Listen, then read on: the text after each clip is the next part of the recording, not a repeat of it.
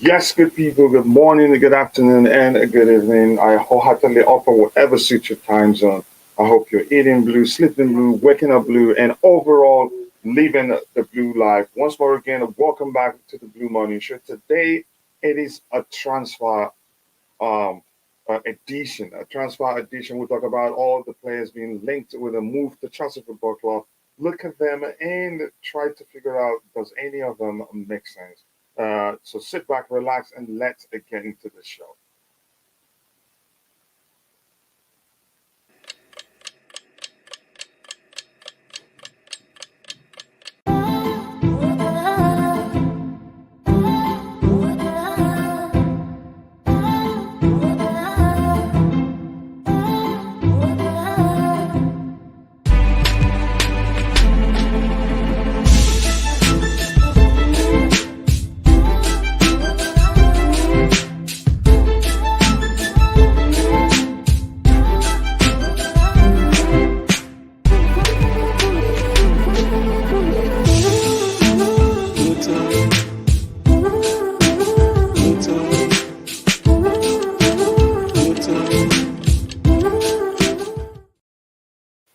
Yes, because my good people, I hope you're all doing well. As usual, the first person in the chat as well, although the Kamada links are true because I rate Kamada quite highly. He's a very fine central attacking midfielder, and I believe he do well for us. Everything at this point, they're all rumors. You can say they're all rumors, but you never know there's no way to tell until we get the summer transfer window, and then the club starts to make a serious moves. That's when we find out. We've been linked with quite a lot of players, but more importantly, Wally Waldo, I hope you're doing well. And I also want to take this opportunity to say hello to my bro, Liam Lane. If you're watching, just remember I haven't forgotten about you. I hope you're getting better day by day. But I don't think we need another midfielder anymore unless we are selling players. Okay, do we have any player in the team? I just want to know, capable of, I'm not sure Kamada is the man. I don't know why they're scouting him. We need, like, at the number 10 area, we need a player that's capable of producing double digits like Kevin De Bruyne, like Cesc Fabregas did for us when he was still at Chelsea, even something close to Juan Mata, capable of creating clear chances from the central area.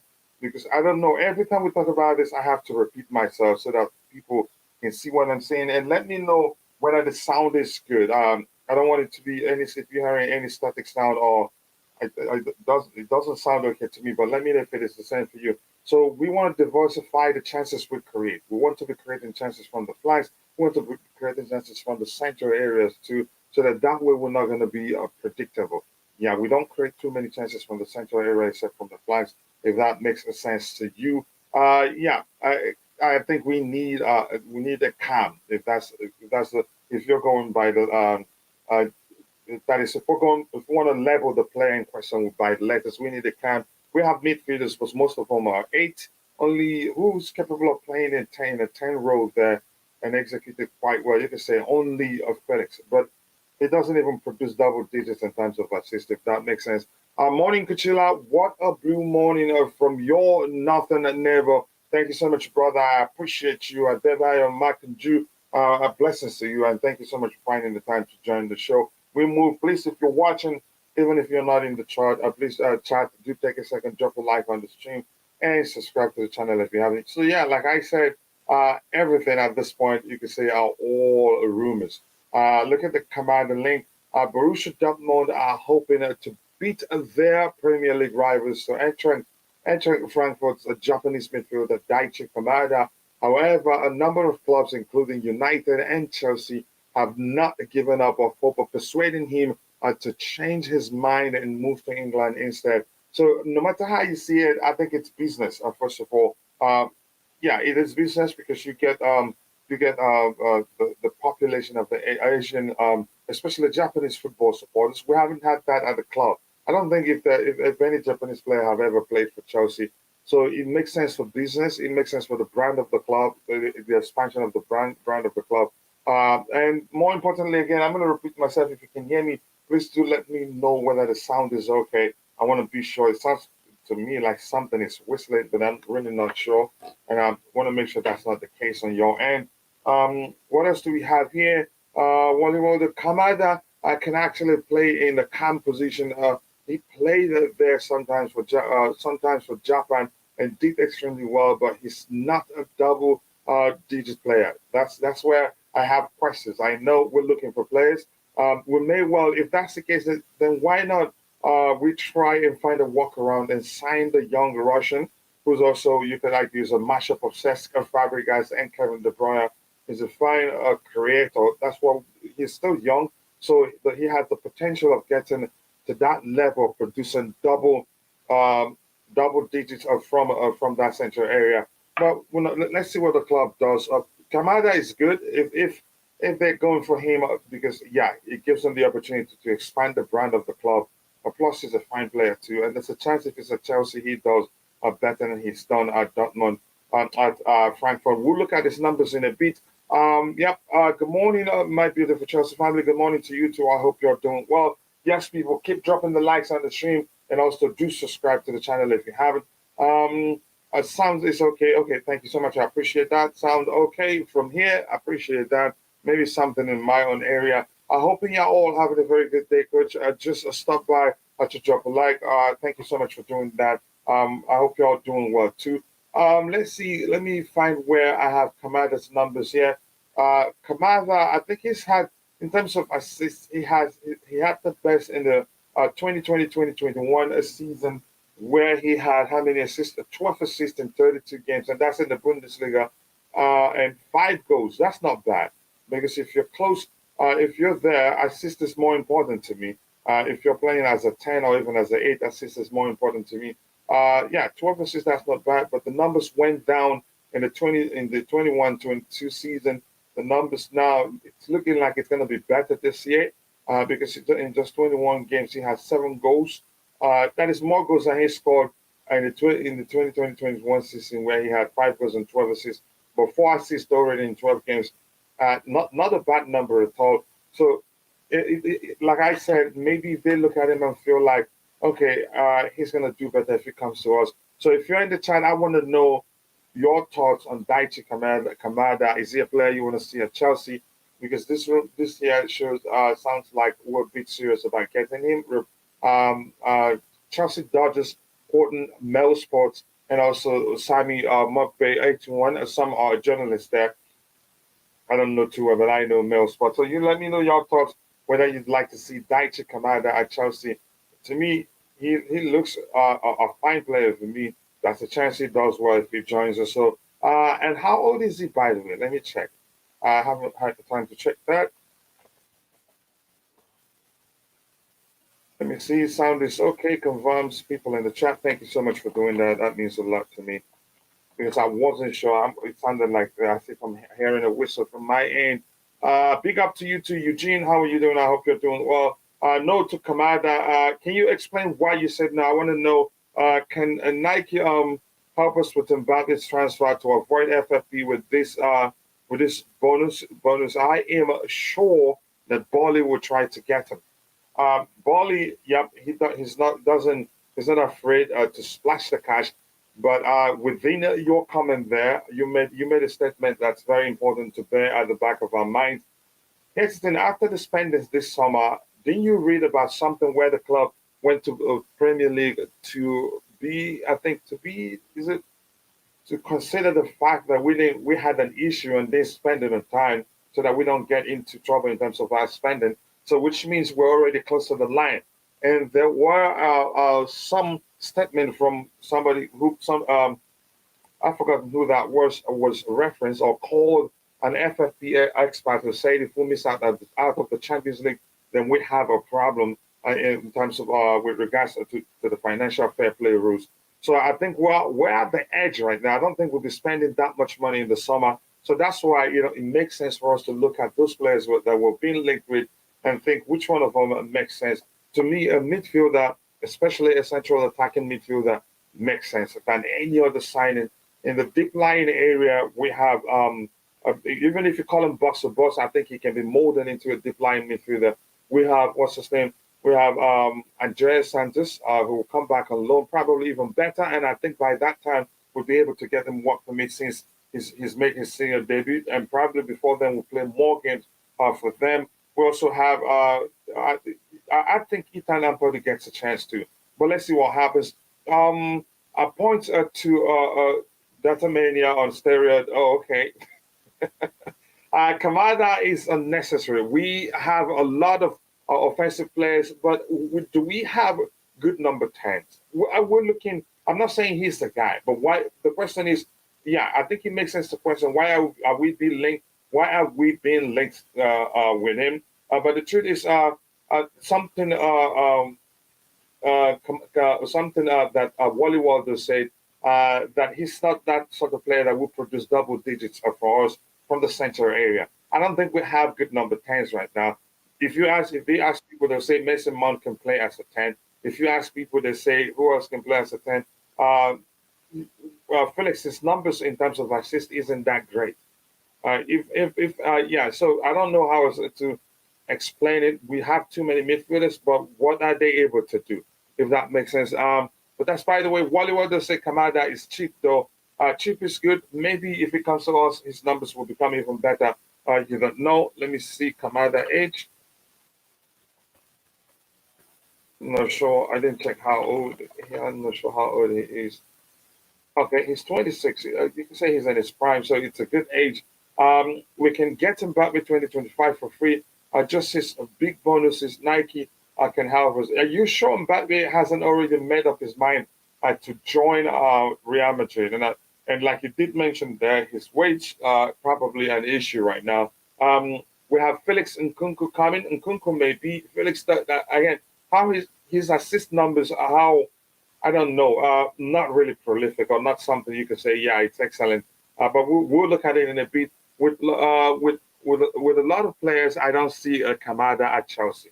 Okay. Let me come to you, Jesse. How are you doing, brother? I hope you're doing well. Hi, Okay. coach. Hi, good afternoon. How are you doing, brother? I hope you're well. Yeah, I'm fine. I'm fine. I'm actually at work, so doing work as well as. Oh, okay. So let me get your thoughts before somebody comes in and yeah, you have to attend to them because business first. But the question is, your thoughts. How well do you know Daichi Kamada? Do you think it makes sense for us to go for him? Well, actually, I do not know him very well Hmm. uh, because I I am looking at the list you have mentioned there in the subject of the stream. Mhm. I have not seen much of Kamada, to be honest. Okay, Bellingham, Osimhen, and Caicedo, yes, but I'm not so sure. Here's the thing: do we really need so many players? Boli is still going for a purchase, and I think you can add to the list Guardiola as well. I mean, we have so many defenders, and he's going to buy another one. He says like Guardiola from. He is also from Croatia. Yeah, You the Vidiol or Vidio, I don't know how you pronounce his name.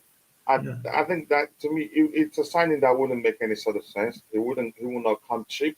We've spent a lot of money. We still have issues. We don't have any traditional DM right now, except I don't know whether Graham Potter he plays with one or not. But from my observation so far, it doesn't look like he likes playing with traditional midfielders who are, you could say, predominantly defensively minded. I think Yeah, okay. he likes a mix of very versatile players in that central area. You can see his selection right now at Chelsea, where we have Denis Zakaria, and he still picks Kovacic and Enzo Fernandez, the two of which aren't the greatest in terms of reading the game and breaking up opposition play, but you can get that from Denis Zakaria. So when we lack, Here's the and thing. also since we lost Cesc Fabregas in one matter, we haven't had any player that's capable of creating the chances in terms of double digits, yeah, at Look, the end of the season, and that goes along with if you look, or let me say, any player. Not it doesn't really have to be a traditional number 10. Players that are capable of producing double digits from the center area, whether from deep area or whether as a 10, as an 8. The fact is, since we lost Cesc Fabregas, we haven't had any player that's good, that's excellent at creating chances from the center area. The majority of the chances we've created have all come from the flanks. I don't know if that makes sense. But you go Yeah, ahead with what you were saying. I okay. Let me start with defensive midfielder. I think Mm, we have Kante. We still have to see how fit he is, and I mean he's not young, of course, but and then we have so many players. I think we should be looking at academy and start giving chances from players from the academy. but do we have? Yeah, go ahead. I'll let you drop. So having so many players, I mean, then you have to sacrifice some other players. You have to sell it. I mean, our squad is crazy large right now. Hmm. I think we should be looking right now at academy more seriously. So really no need to buy anybody. And even for the striker, we have Lukaku, who there's a high probability he will come back. I mean, Milan cannot afford him. Hmm. So we need so many uh, players. And okay, for creative now, I think for creative, if we are going to play with the system of 3-4-3, I do not know. We have only two midfielders, to be honest. And Hmm. then one of them has to be a defensive midfielder, and another one has to be a creative one. So that area I can Hmm. understand. You can have a look at it. But Hmm. otherwise, Go ahead. we if we are going for 3-4-3, we don't need many more players. Yeah, Actually, but I we don't have think too we'll be many playing wingers. like that forever. I think he had to revert to that system just to save the situation because yeah, that's something the players are more used to. But also, it makes sense to think maybe we're going to be playing predominantly with a back three structure because he did that at Brighton too. But it will take time probably to drill the likes of because he likes to deploy wingers in the wing back position. So, but my argument is that it will take time to drill the likes of Mudryk and what's his name, Noni Madueke to start playing in the wing back position, operating. Let me just say operating from the wing back position. But that's fine. Well, unfortunately, I don't want Vardy at Chelsea. It's a signing that wouldn't make any sort of sense. It's a signing that if we get him, you raise this question: what are we going to do with Levi Colwill, and can create more problem than beyond that? Actually, I'd rather us stick with Levi Colwill and Badia Sheila at the left centre back. I think in the defensive area, I think we're good so far. I don't think it's not an area of priority. In the attacking area, at least from a chance creation perspective, we need a new player. Let me see what you say here. You say, bro, Enzo is people. He steals a ball like a thief. And that's a good way to put it. Complete midfielder. So I see him on a defensive role in the future more than offensive. Yeah, playing deep um, doesn't. Here's the thing. What I want to see, I want to see him have the independence to be more adventurous. I get it. Because if he becomes the sitter, if he becomes the more disciplined of the two sixes of whoever, depends on whoever he's paired with, then yeah, you'd be wasting his talent. He's a fine creator, and he can also get you goals, but he cannot do that when you ask him to be the more disciplined of the two sixes. Then he hardly finds time to go forward, if that makes sense. So I think we can get more out of him in terms of getting forward. But in terms of assists, I'm going to show you this. I don't think he's the guy to produce that numbers that I'm looking for in the assist area. Let's look at his numbers here. For Argentina, in 7 matches, 1 goal, 1 assist. For River Plate, the most he's had Argentina Premier Division. He's had 6 goals in 20 matches, 6 assists in 20 matches, and 8 goals. Yeah, so for let's say for Benfica here, 5 assists. That's not bad for 17 matches. Yeah, but I get it. Assist isn't really his thing, if that makes sense. He doesn't get that much. He has more. There's more to his game. He can start defending from that again, further forward, rather than staying deep, if that makes sense. But Enzo needs. He's a deep line playmaker, but he needs that independence to be more adventurous than be the more disciplined of the two sixes, if that makes sense to you. So I wouldn't say he's that guy. Daichi. Also, let's look at Daichi's numbers here. Um, he had the best assist numbers in the 2020-2021 season with 5 goals. But that number has dropped with the same amount of game in 21-22. He has only three chances. But if you look deeper, there's a chance he created more, but the attackers didn't finish. So let's not pay too much attention to this. So, but I like using the Google stats because it doesn't suck up my memory. Those websites that gives you a detailed statistic, they do suck up the memory because they have lots of pop-ups and all that. But Daichi isn't a bad idea. But we move on from him. We're going to talk other players we have lined up here.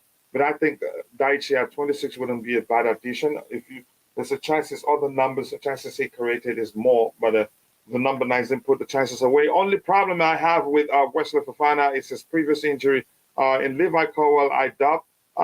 Yeah, I think you doubting Levi Colwill because he's still young. Have you seen his recent performances before he got injured for Brighton? He's a brilliant player. He's an intelligent player. He's good on the ball. He's also can be calm, very calm. Also, not just good on the ball alone. I think he is one player I'd like to see back at Chelsea, really. And that's not just because of his performance at Brighton, but Brighton he did it. He's done it. You can say with Brighton, the little he's played at Brighton, he's shown that he's capable of doing it in the Premier League. If that makes sense, I wished they had won the playoffs against Nottingham Forest.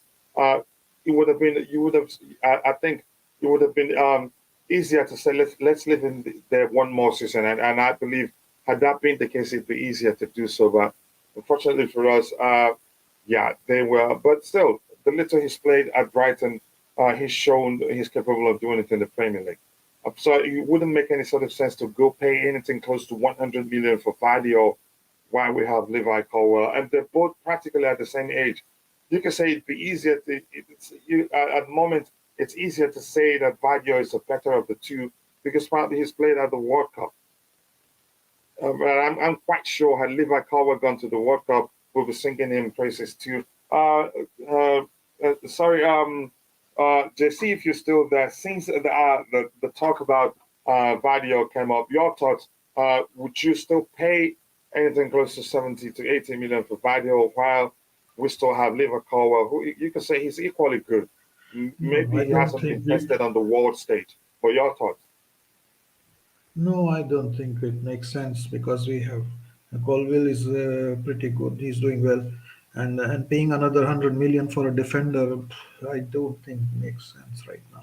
We but here, another thing, coach.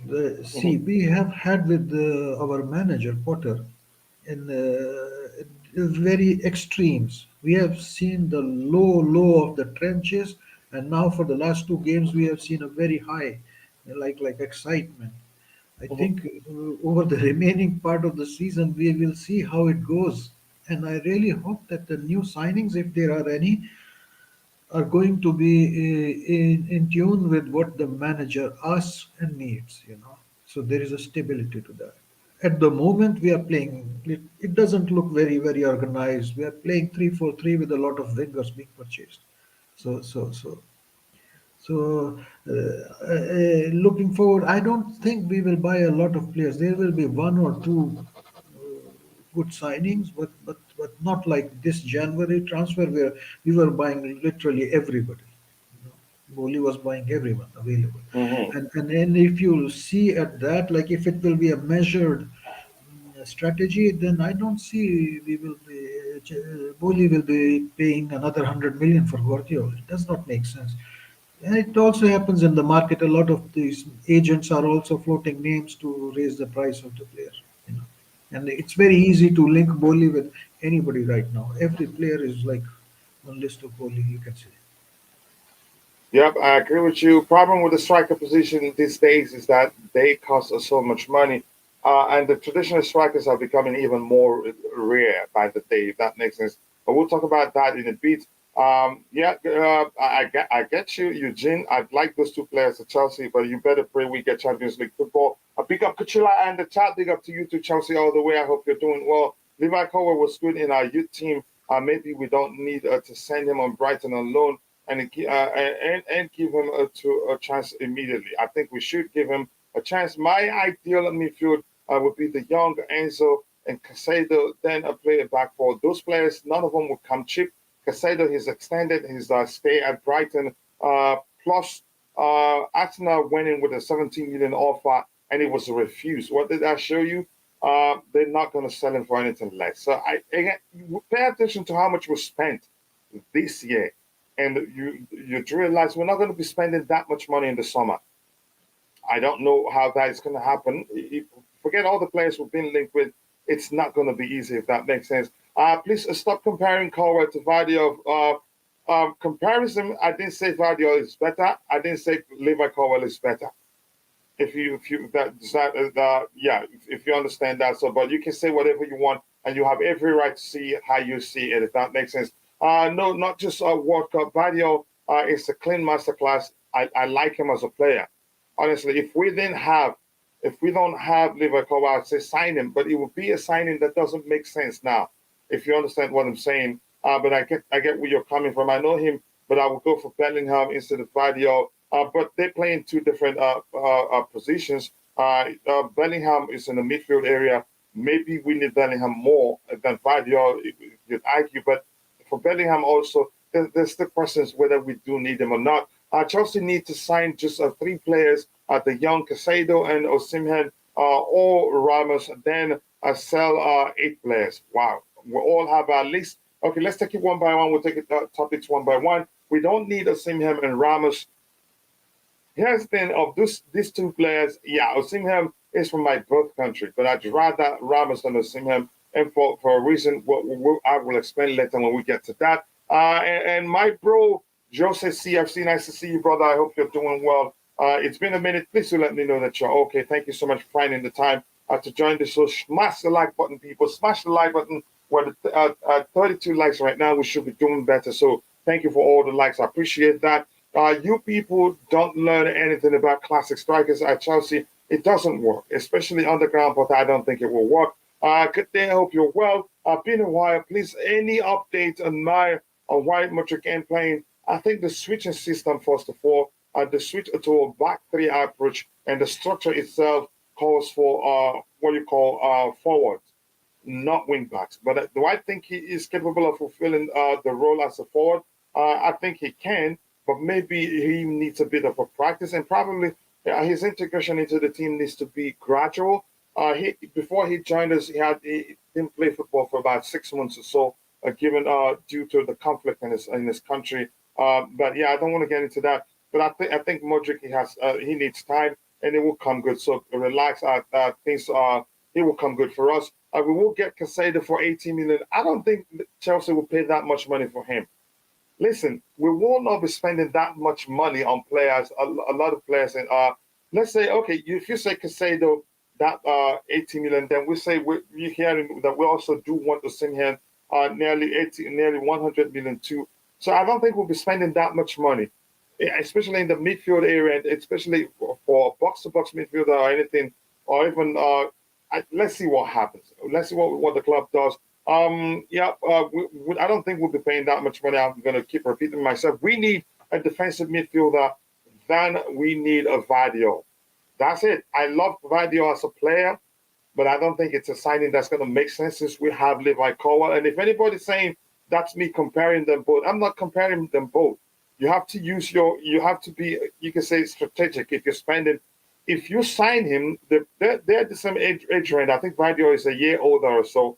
And then Levi Colwill will never agree to come back, first of all. And and then other young players will be asking questions what we're doing. They'll say there's no path for them. It doesn't make any sort of sense. I think we're loaded in the defensive area really, except if anybody leaves. Maybe if Koulibaly ends up leaving in the summer, but which I don't think he leaves, because experience is important to have perfect balance in the defensive area. We need a defensive midfielder, then we need Vadio.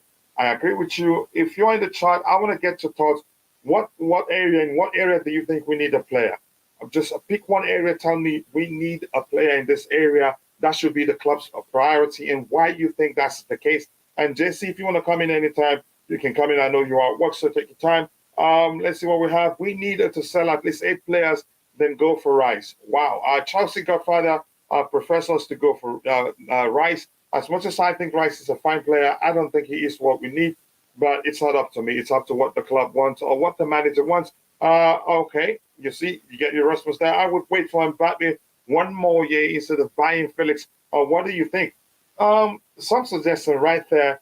Here's the thing. The question is, Mbappe probably has already made up his mind to join Real Madrid, which means it will take some convincing to get him to come to Chelsea. But let's keep the comments aligned. The Undertaker CFC, why did we buy Mudryk if we are not going to play him? I think we'll play him. He did well when he came on against we came on against when he came on against Liverpool, but subsequent games when he started, he struggled a bit. That doesn't mean he's bad. Remember how long has he been with us? He's not been out here up to 3 months. Correct me if I'm wrong. I want to know. So yeah, that's it. The most will be 2 months plus. So he needs time. I think he will come good. We paid that much money for him because we know he's a talent. We know he has great potentials. We know what he's capable of doing. But don't be worried about Mudryk. I think he will come good. Rice is nothing. Okay, let's see. Rice is not crap. I wouldn't say he's crap, but I'd rather say he's not what we want. I signed Mbappe and we don't need. Okay, we're gonna change topics soon. Kante can play. Let me know if you're in the chat. I've asked the question: what position do you think we need to sign a player and why? That's the question I asked. And if you're not talking about that, I'm gonna skip your comments in the chat. Kante can play a couple of years more, and Enzo can come off a DMF. Okay, let's see. Rice provides balance, and when you play with a back four, that's a solid argument. Even at that, I still don't think he's the player we need. But I know where you're coming from. Yes, people, will have 35 likes already. If you're watching, if you haven't, please do take a second to drop a like on the stream and also subscribe to the channel if you haven't. Thank you so much for all the support. We don't need to lavish that money on Vadio. That's my argument. But somebody was coming at me as if I was comparing him with Levi Colwill. And I don't know who's the better player between the two of them. But yeah, you can say, what's his name? Vadio has had more exposure than Levi Colwill has had. Levi Colwill, this is his first year in the top flight. In the top flight, Vadio have played in the top flight, also participated in the World Cup. So you could argue he has more experience or so. But that, you don't discount Levi Colwill because he hasn't played at the World Cup. We don't need to lavish money on Vadio. Colwill, we have Colwill. Yeah, that's what makes sense. Even if a defender leaves, we still have options. I think we need a goal scorer. Okay, that's a good argument. So, what do you think Chelsea needs? I want to get that and give me a reason why you think that's what we need, really. I want to hear that from you. And Nkunku is a goal scorer and he is so dangerous. Yeah, Nkunku can also play as a 10. During an interview, he argued that he likes to see himself as number 10. But I think we should look at his numbers also and see how many chances he's created. But unfortunately, I'm not going to use a site that shows a more in-depth statistics up because it slows down my system. Kachila, how many players do you think Chelsea will sell in the summer? We have a show plan for that. I'm not sure. And also, selling is not going to be easy because the one thing is for you to want to sell a player, and the other is for the selling clubs the willingness to pay the salary that the player in question is on at the moment because they consider that. And players, when they leave clubs, they want to raise in most cases. Hardly do you don't see players all the time willing to take a pay cut to leave clubs. If players, most of the players we have at the club, if they were willing to take a pay cut, they'd be sold by now. So it's not just a one way thing. The buying club and the player also willingness to join the club and willingness in some cases to take a pay cut. That's usually makes it difficult to sell a player. So it's not that simple. Mudryk was brought in off season of his home league. Plus, he hasn't played for a while before we signed him. I think he will come good. I know Arsenal fans will come at us, be laughing. No, he hasn't done bad. How many games has he played? Really, has he played up to 10 games? No. So just relax. I think he will come good. I am an Arsenal fan. Okay, nice to see you, Arsenal fan. Enjoy yourself. We have another channel where we cover every club. It's called Soccer Perspective. If you want to be a panelist there too, you're welcome because we're still scouting for panelists for that particular channel. I'm a Man U fan. Okay, nice to see you. Thank you for joining the show. CDM and the midfield so as to play with a back of four. There's some argument right there because we need to diversify our approach to the structure we use. We have to be unpredictable. We have to sometimes switch to a back four, sometimes to a back three. Maybe it depends on the opposition, but who knows what Kamada wants to do. And we need a striker because we don't score goals. Okay, here's the question I want to ask you is this. The Undertaker CFC, you're an OG here, and I appreciate that question. I appreciate that contribution there. What sort of striker? Because here's the thing, we need to be specific and we need to be cautious as to what sort of striker we're looking for. Do I think we need a fine finisher in the team? We do. But I'd rather all the front three guys, or front four, depending on the structure, and the midfielders and the defenders start being clinical. Here's the thing. If we just go for a striker for the sake of it, chances are we're going to see the Lukaku movie part 2. Why do I say that? Before Lukaku came, we were creating chances. We were creating so many chances, but we were equally missing so many chances. But the misses weren't coming from a single individual. All the front three guys, a lot of them were missing chances. Plus, another issue then that nobody talked about that much was that when we get to the final third, everybody wants to be when we get to the opposition box, every Chelsea player wants to be the hero, or let me say the goal scorer. And that also, had we been a little bit selfish under Thomas Tuchel, a little less selfish under Thomas Tuchel, chances are we would have scored more goals than we did under him. But that's by the way. Let's keep it to the goal scoring. Before we went to Lukaku, we were missing chances, and the chances weren't missed by single individuals. The chances were missed by multiple individuals. And then somebody at the club looked at it and said, we need a striker. Let's go for a striker. And then we went for your stereotypical striker, your traditional striker in Romelu Lukaku. Forgetting that with Romelu Lukaku, he hardly does anything in terms of dropping deep and supporting the play. Once he's on the pitch, what you have to do is service it. Service Lukaku to get us goal, which means once we get to the opposition box, we're channeling all our goal-scoring chances through a single individual. Did that happen? Yeah, Lukaku started well. He scored a few goals before he got injured, before the interview and all that. Yes, that's the truth. But in his absence, the moment he got injured, we created more chances in his absence, and we scored more goals in his absence. So that's why I'm saying if we're calling for us to sign a striker, we have to be specific. We don't need your stereotypical striker. We don't need a traditional striker. We need a hybrid striker. We need a striker who's capable of dropping deep, participating in the play, creating chances for his fellow strikers. A traditional number 9, the way Graham, especially the way Graham Potter plays, will be frustrated, and we'll start again seeing like he's failing, if that makes sense. I don't know how else to explain it. If we have like Jose Mourinho and you say sign Osimhen, I'll say go for Osimhen. Rather go for Osimhen rather than Goncalo Ramos, because Osimhen is your Mourinho type of striker. But right now under Graham Potter, the way we play and the players we have, it would take a lot to accommodate a traditional striker. At least that's how I see it, in my opinion, if that makes sense. Mudryk needs time to gain his match fitness. I think fitness isn't match. Yeah, match fitness is a different thing altogether. He is a potential. It's not easy for a player to have been inactive for 6 months and then come to Chelsea. He just needs time. It's as simple as that.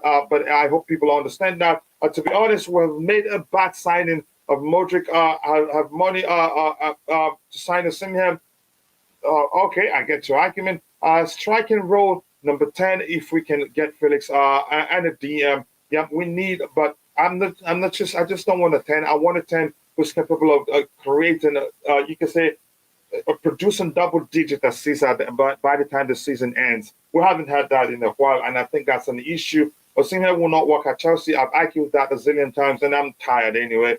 Yeah, I support Arsenal. Yeah, okay, enjoy that. Nkunku, Felix, and Mudryk are up front, and a fluid attack. Also, Havertz is still here, and he's doing well, really. But unfortunately, a lot of fans see football on a surface level only.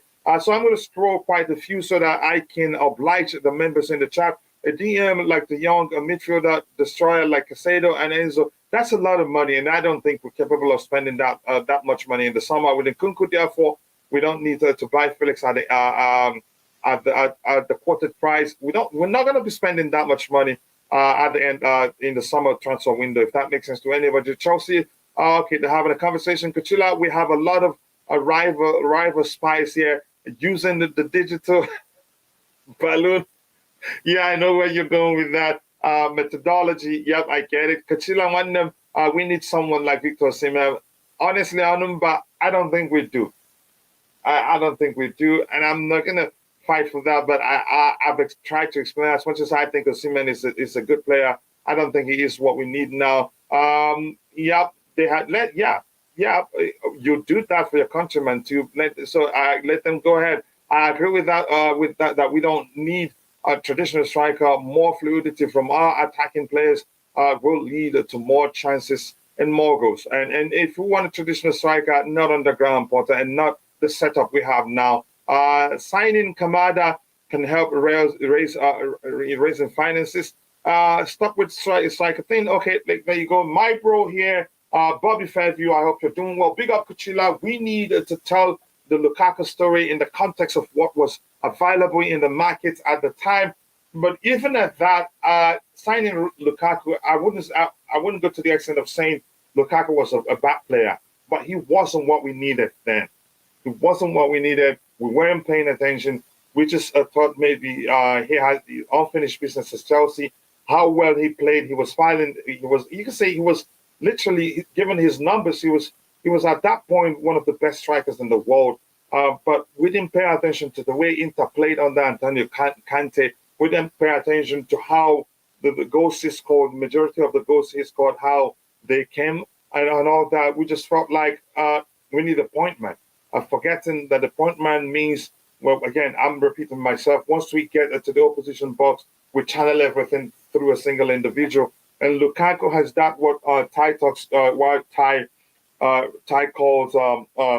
the main guy syndrome. If it's not the focus in the attacking area, if it's not the team's main guy, he struggled.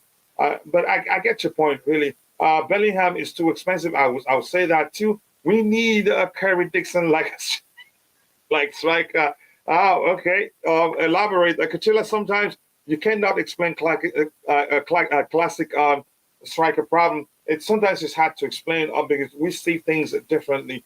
As much as I think that they're still valuable, the classic strikers, some managers prefer them you can say, what's his name? Antonio Conte likes a classic striker. But he likes Mourinho does. Ancelotti, maybe. Ancelotti, no, not anymore. I don't think so. It's a great coach. I am tired of all this utility. Not no, it's not about utility. It's get my point now. For instance, Gonzalo Ramos is not just stereotypical striker. He's a fine finisher, but he can also drop deep. He's well equipped to drop deep, participate in the play, create chances of for his for his teammates. He doesn't have to be the one to score the goal. For instance, Harry Kane is not just stereotypical striker. He can drop it. He can actually play in the 10th position, but he usually starts operating in the number 9 position. But he can do more than that. He doesn't just wait. He doesn't just wait for you to pass the ball to find them in the box. He drops. They find someone else who makes the run, and that way your team is unpredictable. That's my point. I'm not saying Lukaku is a bad player, but when we signed him the question I want to start. Let's start asking the question.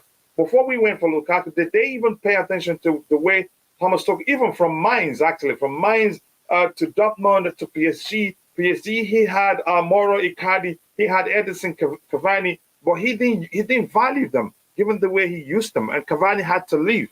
If that makes sense. So we'll look at what we have and how the manager plays.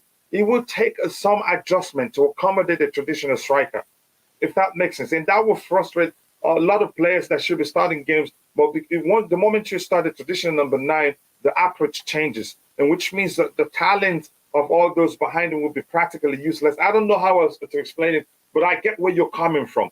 We can get a number 9. Who's the number 9? That's you can say that's perfect. Kane is the guy, but we cannot get Kane. Kane is a perfect example of your non-stereotypical number 9 that would do well in this Chelsea team.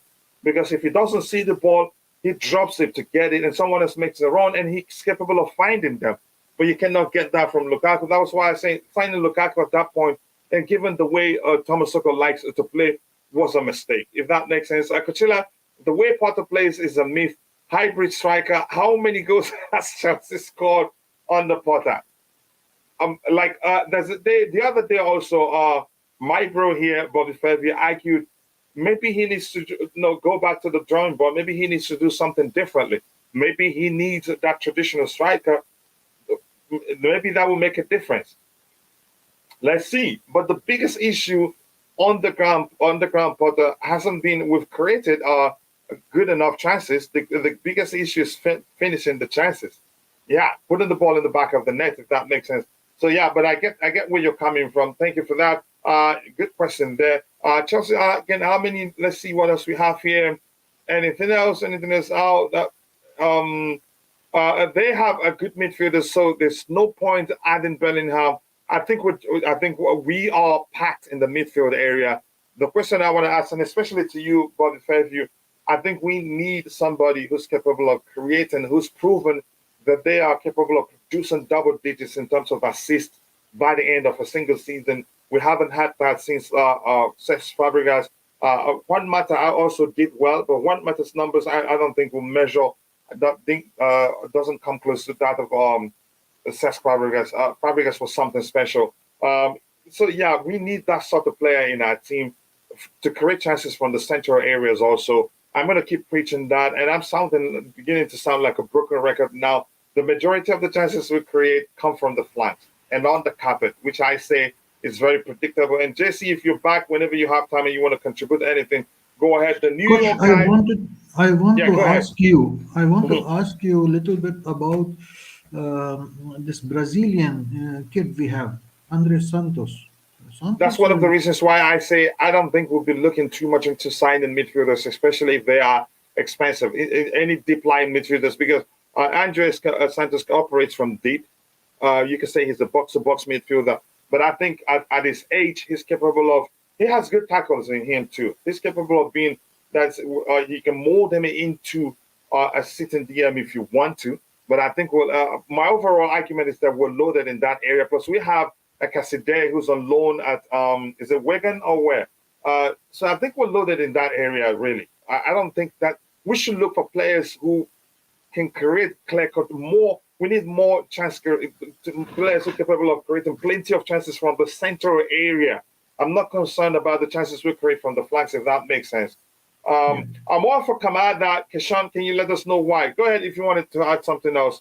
If you want to add something else to that, go ahead, JC.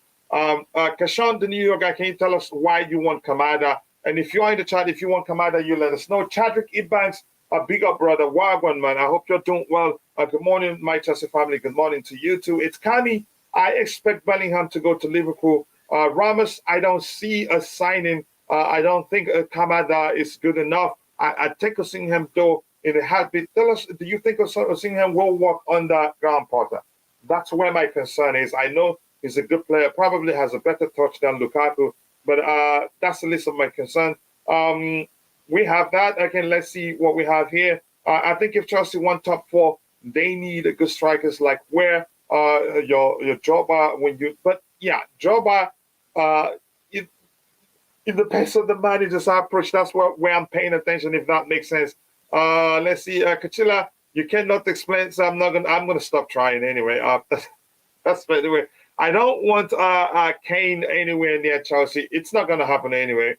It's never gonna happen. We seem to sign nines our coaches don't seem to value.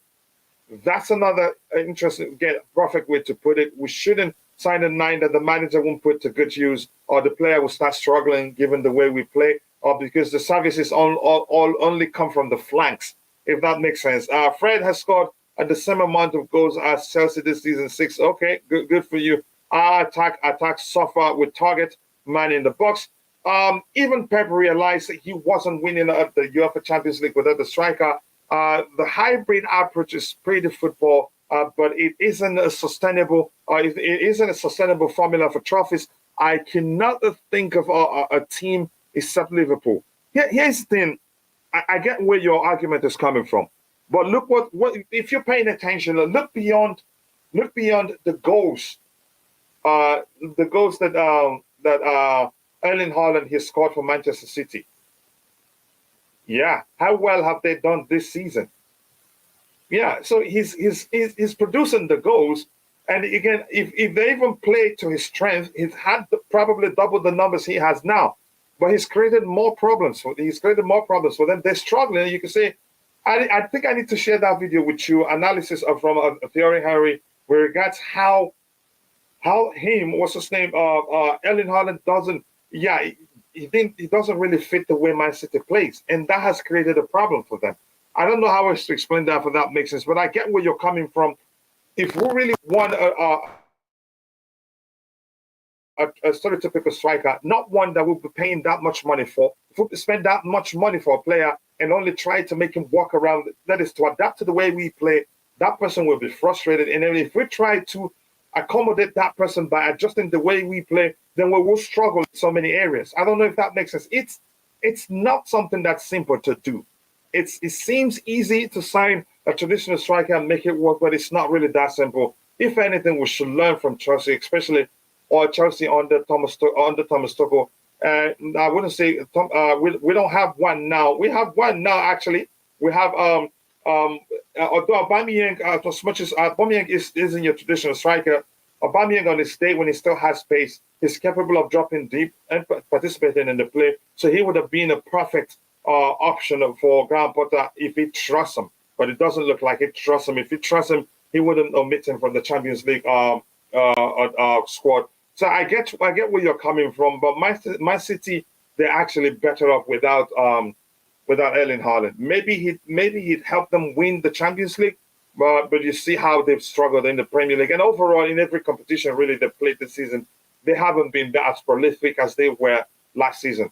But one man has scored more goals than ever than they've had a single individual score for a long time now, if that makes sense. Benzema is just a classic striker and a target man. He cooperates. Yeah, he's creative too. He's not. He can do better than just score goals, do more than just score goals. Pulisic, Zia, Gallagher, Mount, Oba, Ruben Loftus-Cheek, Kova, how much would that cost, more or less? I'm not sure how much you're going to get from these players. If you see them if they start firing on all cylinders by the time the season ends, which, yeah, for instance, Gallagher, he's not going to get that too many game time. Alba not going to get that too many game time. And I wouldn't sell Kovacic. Selling Kovacic would be a huge, huge mistake. We're already lacking in terms of experience, and we don't have a backbone practically. And Kovac, just don't play him sparingly. Don't overplay him like we did under Thomas Tuchel and other managers. Play him sparingly, and you always get the best out of him whenever he's on the pitch. Big up, coach. Big up to you too, Rahayu. I hope you're doing well, bro. Briani 343. Sam C. You're smithing by that formation. I think Kamada is just to infiltrate a Japanese market. Yep, it's business. Plus, I think he's good enough. And at 26, I think he would want to join Chelsea if we can pay him well. Of course, he wouldn't mind rotating with someone else in that position. So yeah, you're a good thinker there. It makes sense. It helps expand the club's brand. And we haven't had any Japanese player play for us. And if it comes, I think it will go a long way. So yeah, that makes sense there. I am fine, thank you. Okay, good. Nice to hear that you're okay. So let's look at who else do we have here. We've talked about Kamada. Let's talk about Moises Caicedo. I don't believe we're going to sign this guy again. I don't think so. If anything, it's not going to be. It's not. If anything, it's not going to be this window. If anything, probably his new contract would have to wind down more. Let's make it make sense here. Here's the thing. Already, we weren't going to be able to buy him for anything less than 17 million. And Arsenal did go in with 17 million, a 70 million bid, and it was rejected. So now he's extended his stay at the club, which means it had to take something more, something close to 100 million to get them to decide to sell. And I don't know what they told him that made him to decide he's staying at the club. He's extending his contract at the club. Probably more money, probably improved salary. Well, let's see what happens. I don't think this makes sense. He says breaking. Chelsea opened. Chelsea spent the last few days ascertaining how Moises Caicedo's contract agreement might impact their summer interest in the player. They have come to the conclusion that it doesn't really change much. And that's from who? I don't know the person they're quoting, but I don't think this makes sense. I don't think we'll be spending that much money. I think we have other areas of priority, such as finding a player who can create more double. I don't know how it's. We need more creators than a player like Caicedo. I think we're loaded in that aspect. A smart take on the club's brand outreach. Yep, that's a smart take there from Chelsea all the way. It makes sense to expand the brand. It's business for all parties, for him, for the club. What about Lukaku? He might be coming back to Chelsea next season. Do you think this? Do you think this is possible, or will Inter Milan keep him again for extra 1 year, or try to buy him? Lukaku is not that young anymore. Let me get the accurate age. Lukaku is not that young anymore. Inter also would never be. He's 29. So by the end of the season, probably he becomes 30 plus. He becomes 30. Here's the thing. It's a complex situation, and I hate going into it. But again, every now and then the topic comes up because it's just like the elephant in the room. You cannot avoid it. Whatever area you go, you still see part of it. Lukaku case it's worrying from a perspective that Inter saying they're not sure what they're gonna do. That once the season ends, he'd go back to Chelsea first before they decide what they're gonna do with him. We may well end up seeing him. He may well end up coming back to Chelsea. But until then, I'm not sure what to make of his case. At first, I was thinking maybe Inter Milan. They're saying what they're saying, and Lukaku is saying what he's saying in public just to help Inter get him on a cheap. And Inter also, I don't think they have that luxury to spend that much money in the transfer market. Even in the summer, they're having a financial problem, and I don't think they've balanced the books properly. So it's a situation I hate to get into. But that's why we'll move on until we get there. Let's see what happens. Coachella, we're still signing Caicedo. He's still being linked with him, despite signing a new contract. Will we? Was that a question? Will we sign Caicedo? I don't think it makes sense. Like I've explained before, he's extended his stay at the club. An Arsenal winning with £70 million bid that was rejected by Brighton. So, which means by default, even without him extending his contract, if we go in the summer for him, we'd have to pay something more than 70. We'll have to pay 70 million plus. And given how much we spent there, listen. Let's start afresh now. There are a lot of factors we have to consider. If we don't have Champions League football, which means less income for the club. If we don't make it into top four, less income for the club. And if we don't win it, into that, that's another route to make it into the Champions to get us to participate in the next edition of the Champions League. It becomes difficult financially to spend that much money. Then we're actually in trouble. The one there's a chance we'll actually be in trouble given how much was spent already if we don't make it into top four. That's according to an FFP expert. So it would be borderline us breaking the rules and not breaking the rules. It depends on how much we're able to bring in as income. So yeah, it's difficult to say what's going to happen. It may be if we get Champions League football next season, maybe by winning it or making it the top four, then maybe we would prioritize. But I don't think it's an area of priority right now. We have the young Brazilian. We have Caicedo, who's on loan at Wigan. So I don't think it makes sense to actually talk about signing Caicedo anymore. He will be very expensive, and look how much we spent already. We should swap Lukaku and money for Kane. That deal will only be possible if Antonio Conte remains a Tottenham manager come the end of the season. The rumors were out there that he will leave at the end of the season, and the failure to make it to the quarterfinal stages of the Champions League may well mean, he may well leave the club at the end of the season. So the only is the only person. If he stays on at Tottenham, he may well say, okay, I want Lukaku. And chances are that Harry Kane himself will be looking to leave the club. He's not young. He's not that young anymore. And will be looking to win something like the Premier League or the Champions League by the time he ends his career. But Kane coming to Chelsea, that's another question, a question that would take some scientists to sit down and look at the possibility. I don't see that happening. Yes, people, thank you so much. We're at 50 likes right now. We can do better than that. And I want to take this opportunity to say thank you to those that are watching, but for some reason or the other cannot participate in the chat. I want to ask you one tiny bitty favor. Please take a second, drop a like on the stream for us. The likes do go along with Coach. Kamada this summer is a free transfer. Let me check. That's a good idea. Let me check. If he's a free transfer, then I'll take him.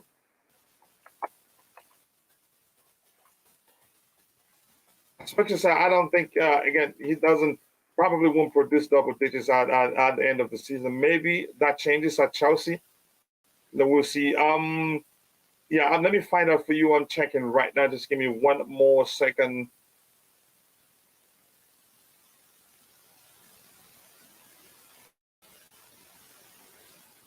Let me see. Oh, come on. Let me see if I can find it quickly, I think. I'm going to find out for you in a bit. Let me highlight that comment so I don't forget. The 70 million was rejected because Brighton didn't want to sell in the winter. So for that, okay, if that's the argument, now, okay, how about the fact that he's extended his contract? Yeah, so yeah, that's a huge difference. But I don't know how I don't think it would make sense to actually spend that much money for Caicedo. But forget what this report says here. I don't believe it really, because we cannot be spending like that every transfer window. No, we spent quite a lot this window, and we'll not be spending that much. It depends on how many players we're able to sell. Maybe let's just be factual there. Let's see.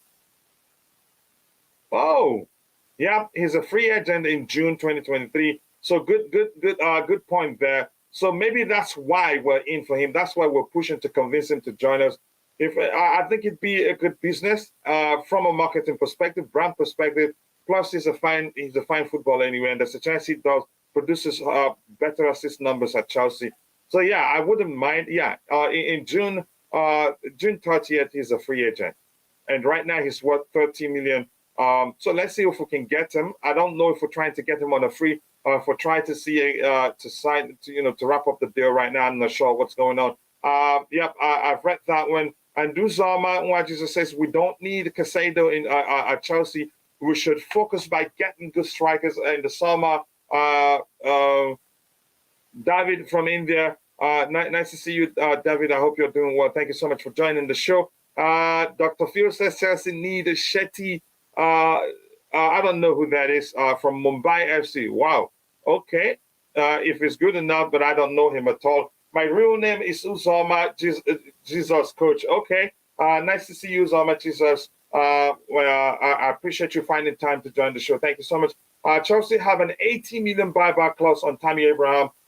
Let's talk about Tammy Abraham right now. I had that lined up here since you brought him up. Would you, if you're in the chat, I would like to know from you, would you like to see Tammy Abraham come back to Chelsea Football Club for 80 million euros? I want to get your thoughts. To me, Tammy wasn't bad for us, really. If we look at his Chelsea records, he wore the number 9 shirt, which everybody argued is cost. He wore it, and he was our top goal scorer one season. And what happened, I don't know. I think the moment we signed more players, especially that started under Frank Lampard, he started seeing less and less and less game time. And his assist numbers for Roma isn't really bad, but we'll look at that in a bit. But first, I want to get your thoughts. Would you like to see Tammy Abraham back at Chelsea? And by the way, before we move on from Daichi Kamada, Daichi will be a signing that makes sense for Chelsea Football Club from a financial perspective. Plus, he's a good footballer, and I don't think we have another player you could say in another profile of player like him. I think he produced good numbers for us, and hopefully we'll sign him. But that's, by the way, right now we're talking about Tammy Abraham. Would you want to see Tammy back at Chelsea for 18 million? We have the first refusal. But if we want him back, we'd have to pay 18 million euros. For the price, I think it's too much. But do I think he'd do well at Chelsea? I think he'd do well. And remember, I'm going to say this again.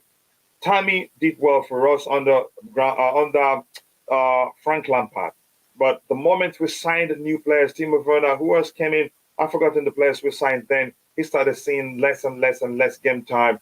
And I don't like it that people actually start blaming Thomas Tuchel for his departure. No, I don't think we should blame Tuchel or anything. I think his issue started under Frank Lampard. Correct me if I'm wrong. If Pulisic is leaving and Felix won't be joining, Kamada is a good addition. Plus, there's a chance we get him on the free or maybe for cheap. It won't be that expensive. Kuchila, let Bali spend after all. They're not going to splash. They're not going to slash your paycheck. Yeah, but they're not going to also spend and then get us into trouble with the FFP rules. And we could be banned from transfers for 2 years or so. I would like to see Abraham back, but not for 18 million or whatever Roma paid for him. That's a fair value. Even now, Manchester United also they won him. They won him. Do I think we should be looking to get him? No. Here's the thing: we have what's his name, Dr. Fofana. I don't know why, and it's looking like Graham Potter don't trust him, or maybe being a bit reluctant to give him more game time. We've seen him on the pitch on 2-3 occasions or so, and on those occasions we've seen what he's capable of doing. If somebody is saying, well, he still looks a bit raw, yeah, he needs game time to come into his own, to become better. And I think he can get that this season. If we've decided, if we've looked at things and say, we're not going to make it into top 4, then start giving him opportunities. And believe me, he'd be cooking for us come next season. So I don't know why we have that Fofana, and we also have Amanda Broya, who will come back from injury soon. So I don't think it makes sense to pay 18 million for Tammy Abraham, if that makes sense. Briani 343 says I would like to see Tammy back, but not for 18 million. Yep, it doesn't make any sort of sense. I'd rather always keep that with Fofana. I know he's raw, yeah, but a few games, and it's your job as a manager, like you've said, bring out the best in the player, talk to him, coach him. It won't take him that much game time to be ready. And if he can start games, get enough game time till the end of the season, participate in the preseason and preseason specifically, like Rodrigo said yesterday, where we do less traveling and play more games. Unlike the last preseason that we hardly played a single game. I think Dacho Fofana will cook for us next season. I am being harsh. Tammy was good for us. Yeah, he was good. I would much rather pay a little extra for Osimhen. Well, that's you. Chelsea are interested in signing Ivan Lozano for 15 million. Yeah, I wouldn't. I'm not gonna stay here and pretend like I know him that well. I don't know him, but you elaborate. Why do you think we want him? I want to know. With the likes of the good players we have right now, I think it will be nice to bring him Tammy. I want to get. I'm waiting to see the reason whether you want Tammy or not. If you don't want him, let us know you don't want him. If you want him, let us know why you want him. To me, I'd take him, but not for 80 million euros. Yeah, if that makes sense. Tammy knows Chelsea very well. The same argument we had before we went back for Lukaku.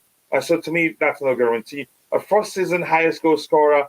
Second season he was highest for long, despite not being given game time. I think a TT killed him totally. Tammy is not bad. I think it wasn't TT. He started seeing less and less game time under Frank Lampard before TT came. Before TT took over. At least, correct me if I'm wrong. I think that was what happened. And TT, I'm not sure. I'd take Tammy back, but not for 80 million euros. I think we need a player, Masha type of number 9. Yep, I think so too. Someone who can run on to the ball and be a quick hitter. It's like you could say with a you could say a great instinct. Really, I watched, but we'll talk about him in a bit. I'll say why I want him. But Tammy probably is looking like it's not going to be possible. And I don't want us, for the sake of the fact that Man United want him, and then go on and pay 80 million euros for him. I don't think we should do that. I think in the case of Lukaku, you could argue something similar happened. It wasn't just us that wanted him. I think another Premier League wanted him. Not sure, but we paid that much money. I'm not sure. I don't remember quite well, but I wouldn't want us to pay that much money to bring him back. It doesn't make any sort of sense. It will not make any sort of sense. Potter Paul, finally, Don Potter, same you. I hope you're doing well. Forget 80 million. He isn't worth 50. Wamba, yeah, I wouldn't pay that much money to bring him back. But 80 million is too much from my view. I rather we go with what we have. But Roma can still free him for far less. Well, it's up to them, and there's a chance some people will be willing to pay more for him. But I think he's actually struggled this season a bit. But last season he was on fire. Let's look at his numbers. There's a Nigerian striker, Terry Murphy, scoring goals at a French Murphy. Why don't I know the person in question? A French League R. Why do I know the person? Yes, a French League 2. Okay, because I don't know him really. Lukaku was good in the Premier League before Chelsea. Yes, then yeah, he did well at Everton. Did okay at United. But some people still think he failed at United. I don't think he failed at United. I think he had an okay output or an okay number at United. But that's me. I really don't want to talk about Lukaku right now. This is two different players. Let's see what else we have. Nkunku will play up front. Let's see. That's why I question Nkunku is still coming, and we're planning on keeping Felix. So that's why I question our pursuit of what's his name. I question the club's pursuit. Rumors linking the club with linking Osimhen with a move to Chelsea, and even Tammy Abraham. I don't trust those rumors. But let's see what we have here. He was good at United, and they still got their money back. Oh yeah, they got their money back. But right now we cannot get our money back. It's a huge L for us. However you see it. Let's look at Tammy Abraham's numbers. Yeah, there you go. Tammy Abraham last season he scored 17 goals, made 4 assists. Oh wow, 9 yellows. That was when the 9 yellows. I'm thinking that was when Jose Mourinho was brushing him up to be his you could say to be a striker made in his image. That probably overdid it then and had 9 yellow cards. Wow, in 37 matches. That's quite a lot. That's that type of numbers you get from what's his name? Diego Costa or yeah, or defenders maybe. But that's why I get that this season in 25 matches, 6 goals. That's not bad. 3 assists. That's not bad either. You could say that. Yeah, but I don't want us to go. Let's look at his numbers in England. What yeah, what okay, probably it's not going to go that further. So, but let's forget about it. That's Tammy. So yeah, Tammy, his numbers aren't bad, but in terms of assists, last season 4 assists in 37 games, 3 assists this season, but just 25 matches. That's a chance still has the opportunity to beat his record last year, but he didn't start well this season. But it looks like he's picked up form now. So, but for me, for 80 million pounds, no, or euros, so to speak, I say no. Smash the like button, people, and also do subscribe to the channel if you haven't. Right now, we're at 60 likes. Let's try and get it to 70, 80, 90, and 100 likes as soon as possible. Thank you so much. And the governor says we cannot sign Tammy Abraham. He's a slimmer version of Lukaku, clumsy, a poor first touch, and relies on passes from the byline and tappings to score. Reasons why we sold him. You guys have short-term memories. I don't think the last part of your comment is really necessary. Here's the thing. I agree with you. He doesn't have the best of touches. No. His control isn't best. To me, aerially, he isn't as good as I believe he should be, given his height, really. I would take him back if it's not that expensive, just to have him. We're Chelsea. Having a big squad isn't a bad idea, but I'd say let's look beyond Lukaku or look beyond Tammy Abraham. I don't think it's worth even anything, even 50 million. I don't think we should be spending that much money on him.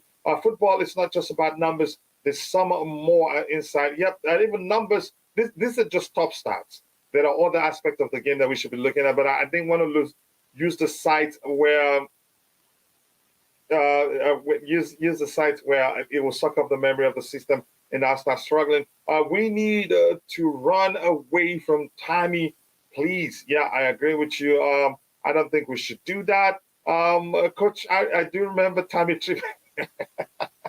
I do remember Tammy Abraham tripping on himself. Yeah, but let's see what the club does. I don't believe the rumors, but let me know if you believe the rumors. I don't one bit. Tammy is worth 30 million max. Alex Riva says, I'm not sure how much it's worth. Evan Tone or Osimhen looks good. If we're going to do that, I'd rather we go for Evan Tone. But Chelsea seem to be a bit, always seem to be a bit reluctant to go for players with controversies such as the one Ivan Tone has been found guilty of.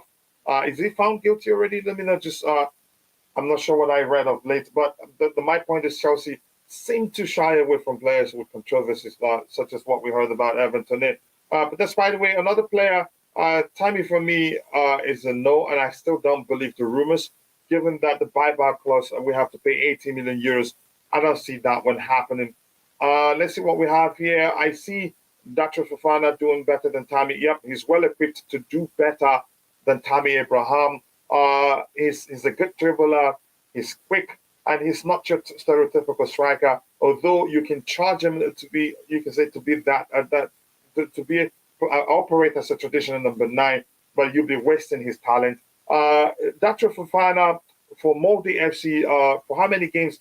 I think last season or for what season? He has completed, I think, 52 takens. Completing 52 takens will show you that he's not your typical stereotypical striker. He has more to his game than just your stereotypical number 9. I think he had, is that 22 chances? He created 22 chances or something like that, and had, I think, 11 assists.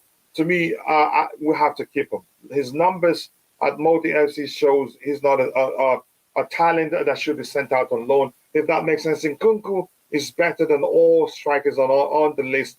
I think, yeah, with Nkunku coming, honestly, I don't think we should be looking for any other striker. We should be looking for creators. We should be looking for proven creators rather than going for a striker. It would be a waste of money. Then we're not paying attention where our problems are. Let's look at this man. I want us to talk about this man, Goncalo, how do you pronounce his name? Ramos. Goncalo Ramos, I think it's pronounced Goncalo Ramos. I think he's a fine player. He's not just a stereotypical striker. Again, does the rumor make sense? He has the same release clause as Enzo had at Benfica, which is how much? I think 120 million euros. Let's start by asking ourselves the truth. Do we really think the club will pay that much money for him in the summer? No, I don't think so. It will be it will be too expensive. Yes, then when you hear Chelsea being linked, a player being linked with a move to Chelsea, pay attention to this. We have Daichi Fofana, but probably because we paid just £8 million for him. It'd be easy to not value him. It'd be easy to say he's a raw talent.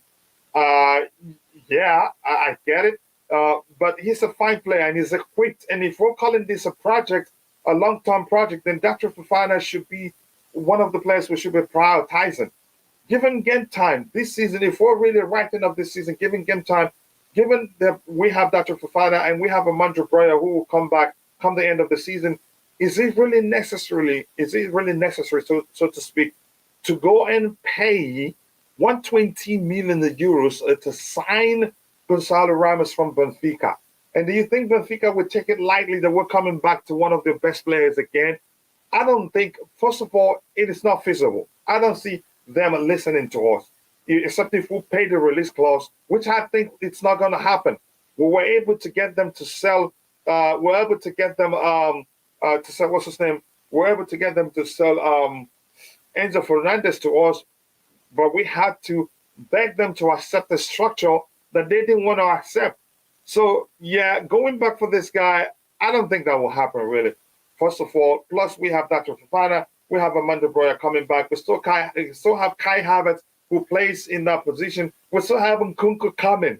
So I'd say this one is just nonsense. It doesn't make sense to me if you're paying attention. Let's say Benjamin Sesko is someone to watch also. Do I think we'd go for Sesko right now? No. And but we were linked with he was linked with a move to Chelsea, I think last summer. Yeah, I think so. Really good player. Yeah, he's a fine player, but it's one that doesn't make sense for us in any way. Because in that area where he plays, we have Nkunku capable of playing there. João Felix, of which we're hearing, will make him moves to make his move permanent to Chelsea. We have did I mention it? We have Kai Havertz, we have Daichi Fofana, we have Hurricane, Amanda Breuer coming back. We have 4 players, capable players, really. We should be looking for more. The chance creators is what we should be looking at. If you're in the chat, I want to know whether you think going for Goncalo Ramos makes any sort of sense, and do you think it's just rumors? So to me, I think it is just a rumors, by the way. And pick up once more to Bobby says, smash the like button, people. We have 64 likes. We need how many more? 36 more to get it to 100 likes. We have to get it to 100 likes by the time the show ends. But thank you, I appreciate it, and I like interacting with you. So yeah, I enjoy it. But look at what you would do for me, please. Make sure whatever, bulk up your comment. Don't just type like 10 comments in 1 minute. Put them together, make it make sense, make it aligned with the current topic, and I'll get in. I enjoy reading it. Let's see what we have. Ramos has a crazy, 120 million euros. I don't think it makes sense. Coach Murphy from Nice. I think, what's his first name? I think I know the player in question. What's his name? But what's his name? How do I forget his name? They're playing in Europa League tonight in about 4 hours. So which means I get to watch him. I can't. Is it? No, not that Murphy. What's his name? Adeyemi. Is it Murphy Adeyemi who? I think I know the person. No, not really. I think I know the player you're talking about, but I haven't paid attention to him that much. We should be using Datro and Mudryk more, especially since we're not fighting. Yeah, if we call it the project, we have to give them a chance. Really, we have to. My bad, not Europa, but Conference League. Still a European experience for him. Oswagu Chisamane Dalo, and thank you so much for finding the time to join the show. Look at my Niger brother here preaching for the club to go for Victor Osimhen. Well, if the club wants him, I am not gonna be against that. I'm not gonna be against that. Yep. Says Panel, are you still prepared to drop 100 million on Felix? Haven't seen him in a few critical games. That's some serious question. I think Felix actually he's done well. The question is, where does he really fit? Do I think he's shown that he's the 10 we're looking for? No. He's in the 10 position. He's made actually good runs that shows we're better off deploying him as a false 9 rather than a 10. He hasn't created too many chances as a 10. Although in most cases you could argue he's run the show. Maybe I need to look at his numbers, correct me if I'm wrong. I think even Kai as a false 9 has actually created more chances than him. So I think he's worth it. He's still 23, and I think I've seen more of what he's capable of being. Here's the thing, the environment, you can say the bad run of games we've had hasn't really given us the opportunity to see the best of our players. Because the truth remains, if the whole team is underperforming, even the best player in the world hardly looks good. If you get my argument, I wouldn't say right now, there's still time. There's still time. Let's give it more game time, then we'll find out. And I don't think the club would just, I forget the rumors, what we're hearing, that the club, that we've started the groundwork to get him on a permanent. I don't believe that. I don't believe that. Even if we're doing that, I still think the club will still look at him to see if we really need him. Plus, Nkunku is coming with Sokai Havertz. No, I think we're packed. I don't think the club will be in a rush to pay 100 million pounds for him, and I wouldn't judge him either. There's still time to see where he really fits in the team. That's the more important thing to do right now. Where does he really fit? Especially now that we're going to be seeing, we're going to be playing. You can say in most games with a back three and a flat front three, or maybe narrow. That's the flanking forward to play a bit narrow, but we'll see. Time will tell. Coachella, Tammy Ramos Osimhen, you ruled out Fofana loan. Sesko, no. Alba leaving. What options are you? Again, are we left for you? Heston, that to Fofana, it wouldn't make sense to let him go on loan.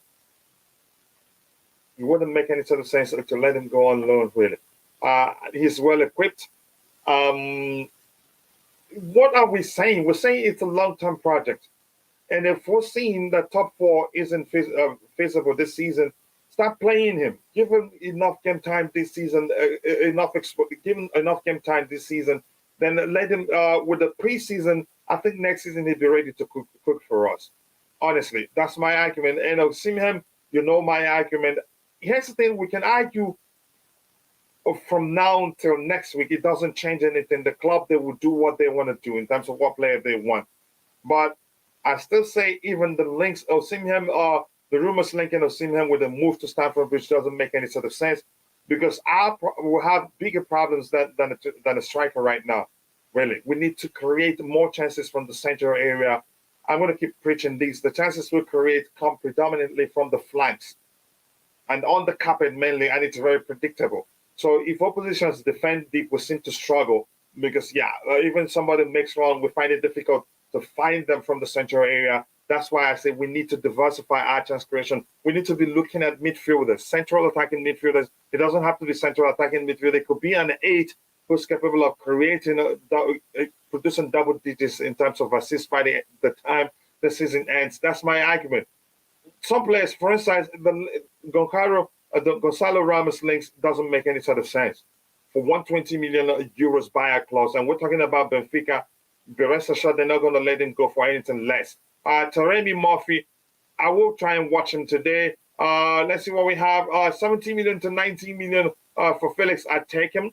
There's still time to see. Let's see where he fits right now. But I'm not going to give up on him yet because. But plus, he's done well. Really, he's done relatively well. The team overall underperformed for a long while. and you can't single out players at that time. Yeah, that's just the truth. I personally would prefer have an informed amount over Felix for the money we will have to spend. But unfortunately, it's looking like Mount is more likely to leave than stay. It makes no sense going for the Benfica striker. We have Nkunku coming. Kai is there. That Fofana. Yes, exactly. That's my argument. So we can all say that this particular one here is absolute nonsense. We really need a correct striker. Osimhen is good. Uh, okay, I'll let you argue whether you feel like it's right for the club. Kumar. Okay. Napoli want 120 million euros for Osimhen. Yep, that's the truth. Did not. Here's the thing. Even at that, buying him, I think it's a signing that wouldn't make any sort of sense because you sign him, you don't have, we don't create enough from the central area, and in the Premier League, you don't get the. I don't know. I think we'll end up frustrating him and regret signing him. I don't want that to happen. Yep, I grew. Look, Nigeria is my birth country, and I like Osimhen. I love him actually. If we have Mourinho as our manager, I'll say get him. But right now with Graham Potter, I say it's a risk. And he will fit at Manchester United, maybe. Even Ten Hag also seemed to value traditional strikers, not hybrid strikers more. I want Evan Toney, proven Premier League. But like I said, Chelsea seem to shy away with players who has, controversies like such as the gambling case that Ivan Toney has. Osimhen for 120 million, I approve. Okay, it's Kami. Okay. Let's see. Enzo came from Portuguese league. Every player came from somewhere, and proven Premier League proven is no guarantee. Ramos and Osimhen are more than 100 million. So why don't we go in for the 21-year-old striker? Who I think about chances. Graham Potter might want to go back experimenting at the Premier League after we secure 40 points, surely enough to avoid relegation. Then let's let the young players loose. Let them express themselves. Let them get the exposure they need for next season. I think it makes sense. Once we find out, okay, we're secure, give the young players a chance. If we see we cannot make it the top four, then plus a preseason, they'd be ready to cook next season. So it wouldn't make any sort of sense to send that Fofana out on loan. What he's shown us that he's capable of doing when he played, the little chance he's gotten, plus his numbers at Molde FC, he's not the talent you send out on loan, if that makes sense. Coachella, your tactician Porter doesn't fancy playing Fofana, despite the long-term project you're talking. Yeah, I just don't understand why. It doesn't make any sort of sense. Say what you like about him. Shockingly, some people thought he was he was raw the day he started game. I wouldn't actually take him off on that last game he started for us. I don't know what I may be. We all see things from different lenses. I agree, but the day he started that game, boy, he led the attack.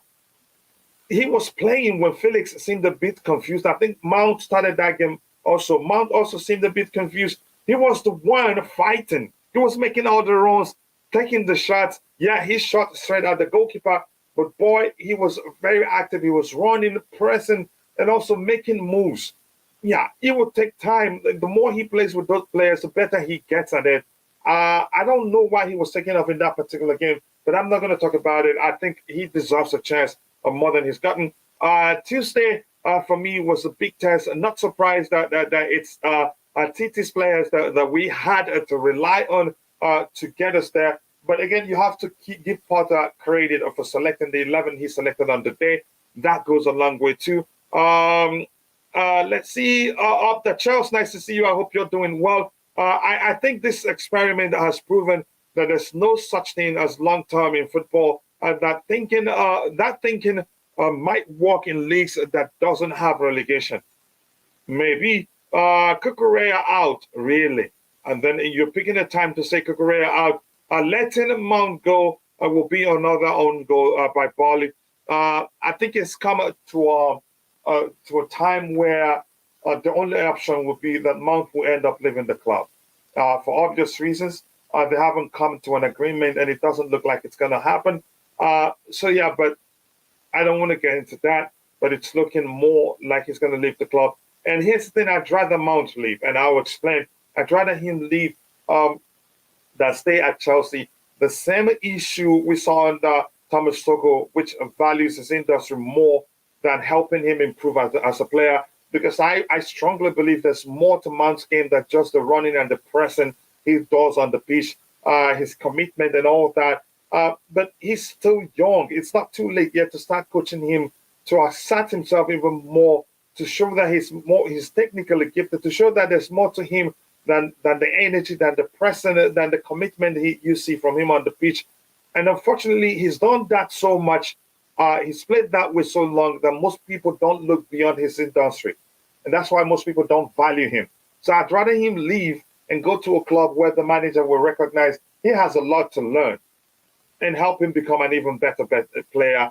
Honestly, it's easy to say Mount is in Chelsea level. Yeah, because of the way the manager plays him. A prime example,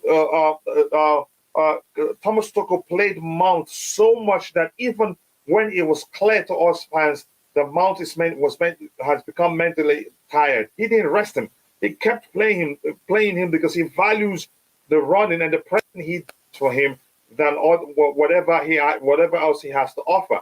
And it took a while before he realized, yeah, I had to rest this guy. If that makes sense, I'd rather him leave to become a better player than at Chelsea, where Graham Potter has shown also he values his industry more than whatever else he has to offer as a player. No, we must fight for top four. Who guarantees you win the Champions League? We cannot be next season out of the Champions League. Yeah, I get the argument. And remember what I said before. If we see that it is mathematically possible, then bring the younger ones, the young players into the fold, expose them, give them exposure in the Premier League, give them more game time, plus the preseason. They'll be ready to cook next season, if that makes sense. It really hurts not seeing Chelsea scoring more. We really need a goal scorer.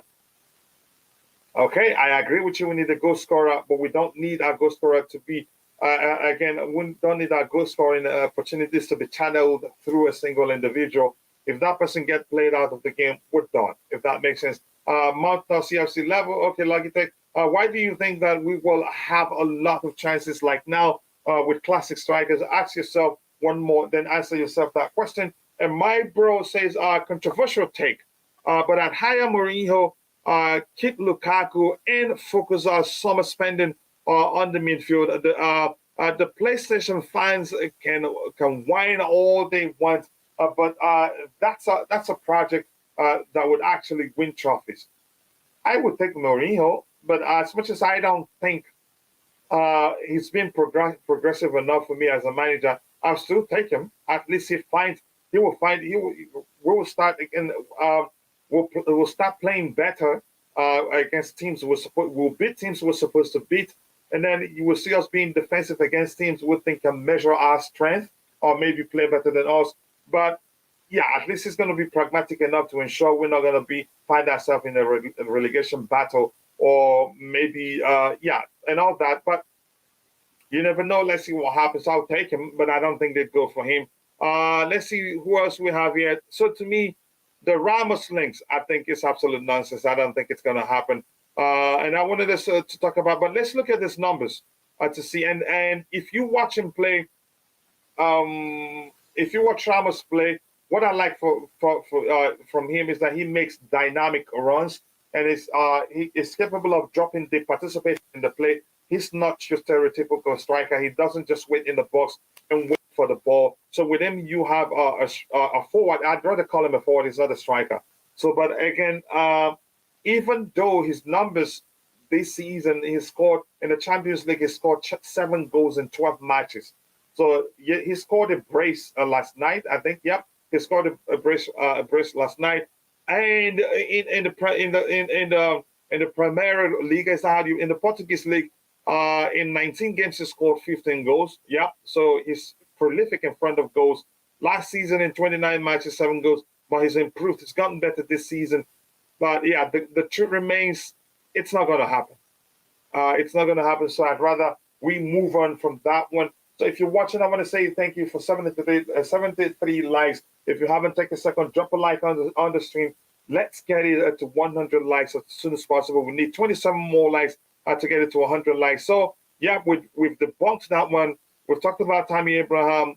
We have a very good reason why as to why I don't think it will happen. It will not happen because 80 million euros to bring him back. I don't think that will happen. So let's talk about this man right here. I want to get your thoughts on Bellingham still being linked with a move to Chelsea Football Club. I don't think it happens for obvious reasons. He's not going to come cheap. It's not going to come cheap. Plus, he's a Liverpool a supporter. He wants to join. That's according to the rumors. He prefers joining Liverpool. Real Madrid are also interested. Dortmund saying they want to keep him. I know that's what they usually say. They're a selling club. If you can give them the money they want, they will sell him. But do I think it will be a signing that makes sense? I think no. I want to get your thoughts. In that midfield area, however he operates, whether as a hybrid of 8 and 6, still, I think we're loaded there. I think we're loaded in that area. But I like his output, really. He gets goals, and plus he also creates good chances. And his numbers aren't that bad, but the truth remains it will be an expensive signing. And I don't think we are in the position to be spending that much money in the summer. That's why when I see some content creators calling, we'll sign Bellingham, we're going to sign Goncalo Ramos, we're going to sign Victor Osimhem. Where is the money going to come from? We don't have it. we don't have the money really to be spending that much money, that much in the summer. It's not a threat treating unfairly because we need players with more moving and more creativity instead of Lukaku. Yep, I do not want him back at the club, but it's looking like he may well come back. James Gusto Fofana, Badiashile Colwill, Chilwell, Kuku, Enzo, Kante, De Jong, Caicedo, Zakaria, Nkunku, Mudryk, Stalin, Madueke, Lozano, Osimhen, Embroya, Silva, Chalobah with 3 goalies. Wow. To accommodate Osimhen, to buy Chalobah, Lozano, I'm not sure his market value. To accommodate, to buy Caicedo, to buy Felix, did you leave out Felix? That's nearly 400 plus million.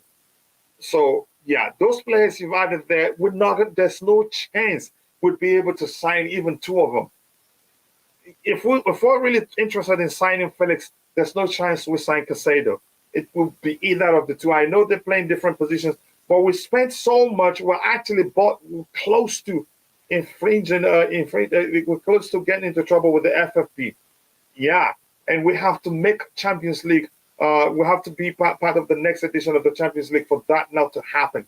So it looks like we're in the fantasy world right now. All the players we're mentioning thinking we're going to sign them. No, we have the money, but we can't spend freely. There are rules guiding how much we spend. And pay attention. I think I've said this before.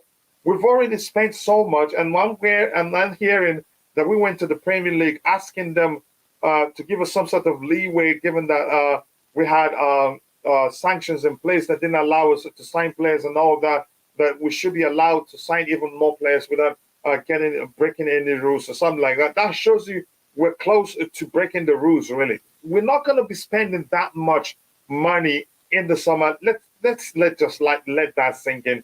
I know again we're Chelsea and we're linked with every good player on planet Earth, but the truth is we're not going to sign them all. We're not going to even come close to signing 3 big name players in the summer. It's just not possible. I want Bellingham. He's cheap if you're looking on long term. But what's the priority? Is Bellingham? How many chances? I know his numbers are not that bad. We'll look at it in a bit. Let's see. Yes, winning like with Lukaku. We win a Champions League with our classic striker, but nobody paying attention to that. Napoli bought. How do you pronounce that? His name for a low price. And and he's performing good now. That's why I'm begging us, whoever that is listening, give the youngsters a chance. Give Connie Chukwuemeka a chance. Give Noni Madueke a chance. Who else again? Give Datro Fofana a chance. Because if we didn't buy Datro Fofana, for instance, and let's say West Ham United bought him, or let's say a club like Southampton bought him, and he starts scoring 15 to 20 goals a season, or even 13 goals a season, then we'll be comfortable paying 19 million for him. I don't know why we cannot buy players, give them time, and we have the opportunity to do so this season. So that your comment just brings to mind why we should give Datro Fofana a chance. He's good enough, and he's shown the little he's played. He's shown what he's capable of doing. But it's not up to me really. I don't think we can spend 400 million right off our window since they scrapped the 7 year. Yeah, thank you. That's another good point there. Now we're not going to be able to hand players 6, 7 years. I think 7 to 8 year contract anymore. That ends. They're closing that loophole, if that makes sense, by the time the next transfer window opens. So it's not going to happen. Since they scrapped the 7, 8 year amortization loophole, we're not going to be able to be spending that much in the summer, if that makes sense. I think we will see more exodus this summer. Yeah, accurate. Thank you for putting that. That makes my work a lot more easier. We'll see a lot more exodus in the summer, and maybe spend 100 to 150 million on players, and that is after bringing in money, lots of money from sales of players. I mean, who are we lacking as at number 9? To me, we're still lacking that. Whether an 8, whether a 10 who's capable of producing double digits in terms of chance creation or assist by the time the season ends. We need that, really. Here's the thing, and let me explain further. I'm going to keep saying this until that issue is sorted out. We do create chances, but tell me, Briani, have you not noticed that the majority of the chances we create come from the flanks and on the carpet? Majority. We do create chances from the central area of the pitch, and sometimes our chance creation on the flanks aren't really on the carpet, but majority of them come from the flanks and on the carpet. We rarely create clear-cut chances from the central area. I don't know if that makes sense. So that needs to change. We need players in the mode of Cesc Fabregas, I can't say his first name, or even Juan Mata, who are capable of creating chances from the central area. That way, we can diversify our chance creation. That way, we're not predictable. That way, teams wouldn't know, we're just going to try to move to the flanks with our wingers and then, putting the ball into the box, if that makes sense. Let me see. We as fans sometimes forget that clubs cannot just spend as they wish. I think we should prioritize the creative. Yeah, you and I the same. You're my best friend today, really. We should prioritize creativity in the midfield area. Without creativity, we buy whoever we want. Yeah, they'd struggle. They will struggle. Thank you so much. That's a delicious comment. By the way, who the hell is Zach? And Colwill. That's a very, very fine way to ask it. As Dennis Zakaria and Levi Colwill, I'm sure you know, but probably because you think they're not good enough for the club, you don't think we should go for them. Thank you so much for 76 likes, people. Let's get it to 80, 90, and then 100 likes. We can do that. But thank you so much. I am enjoying today's show, probably because I have time to interact with you more than usual. And let me know the next topic now. You can see the man on the screen, Jude Bellingham, and we'll look at his numbers in a bit. Do you want him at the club? But we have to prioritize what we feel is possible. We're not going to be able to sign out this player. I still don't think Jude being linked with a move to Chelsea makes sense. And at the same time, we've been linked with Caicedo's move to Chelsea. Yeah, it doesn't make any sort of sense. But I want to get your thoughts, whether you think we want him, whether it makes sense, whether do you think it's just rumors or the truth. Yeah, because it's a 3-4-3, unless Graham Potter reverts to a 4-3, a 4-2-3-1 or a 4-3-3, then it makes sense. Yeah, I agree with you. But I don't think, because we've won 2 games in a row with a back three, I don't think he sticks. He's going to be playing all the time with the back three. I think he'd switch it up. He did the same at Brighton. Sometimes he played 4-1-4-1. Sometimes as a structure, he plays something that ends with 1-1 or so. Practically, you can just call it a 2 in the front. Um, he likes to mix things up. But I think probably he's going to play with a back three for a while if that is the structure that's producing the results. So I agree with you. But here's the thing, which means if he does that predominantly, he'd now find a way to accommodate wingers in the structure. Let's say in a 3-4-3, play them as forwards, just like Josh suggested, my friend and brother Josh suggested yesterday in the chat. It won't make sense because we didn't spend nearly 100 million plus nearly 150 million on wingers for them to be sitting on the bench because we're playing with the back three. So he has to find a way to accommodate them, or maybe drill Madueke and Modric to be able to fulfill the wing back roles, what's his name, Leandro Trossard did for him at Brighton. But that's an issue because we have the traditional wing backs. We have Ben Chilwell. We have Kukurea who can also play in the left wing back position. So on the right hand side, we have what's his name? We have Rich James, and plus Melo Gusto will be coming in. So it wouldn't make any sense. So the only viable option, if he's going to be playing predominantly with a back three structure, let's assume a 3-4-3, then he'd have to drill the wingers, drill them to start playing as forwards. So that it will not make sense. But but there's also a structure with the back three, but it doesn't make sense. And no structure accommodates wingers as wingers. Their role has to change from wingers to forwards for them to work, or inside eights, or inverted eights, or however you want to phrase it. Inverted wingers, or maybe Nike will help us of Mbappe. He will change his mind when we create an unbeatable team. If we have a solid team, he may well join us, but there's a chance he already have a pre-contract agreement with I believe if you don't buy tickets, you're never gonna win lottery. There's a chance he has a pre-contract agreement with Madrid, but there's no telling. Let's see what happens. Mount 50 million, Gallagher 40 million, Ziyech 20 million, Ruben Loftus-Cheek 20 million, Pulisic 50 million. Nobody will give you 50 million for Pulisic. Havertz 15 million. I don't think the club sells Havertz. Pay attention to what Graham Potter is saying. He likes the guy, and plus, if you're looking at the numbers, he's actually been productive. He's done quite well, really.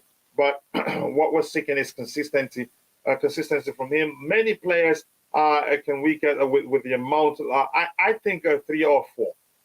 Okay, let's see. I mean, Modric can play in the front three. Just tuck him in a bit. More of an 8, which was what Thomas Tuchel did. He can, or play him as a forward in a flat front three as an inside forward. We can do that too. So it can work. And I think his case, it's not like the manager doesn't trust him. Probably he needs more time to be fully ready for game time. Bellingham for 120 million, no chance. We want goal scorers more and more. Let's look at Bellingham's numbers quickly. And if you're in the chat, please, I want to know your thoughts on us getting Bellingham. Would you like to see him at the club? Do you think it's a signing that will make sense, or do you think it's all rumors? Let's see, Jude Bellingham. Let's look at his numbers here. So Jude Bellingham, let's start from in the Bundesliga, 2020-2021, 1 goal, 3 assists. I think you could argue that was the year he started seeing first-team football, maybe. In 21-22, 32 matches, 3 goals and 8 assists. That's not bad. That's not a bad number. But excuse me, last 2 seasons we got 8 assists. Wasn't that 8 assists from Reece James? So it's nothing special really. But I want to get your thoughts. You want him at the club, or do you think we don't need him? I really want to know. In the Champions League, he has 4 goals, no assist in the Champions League.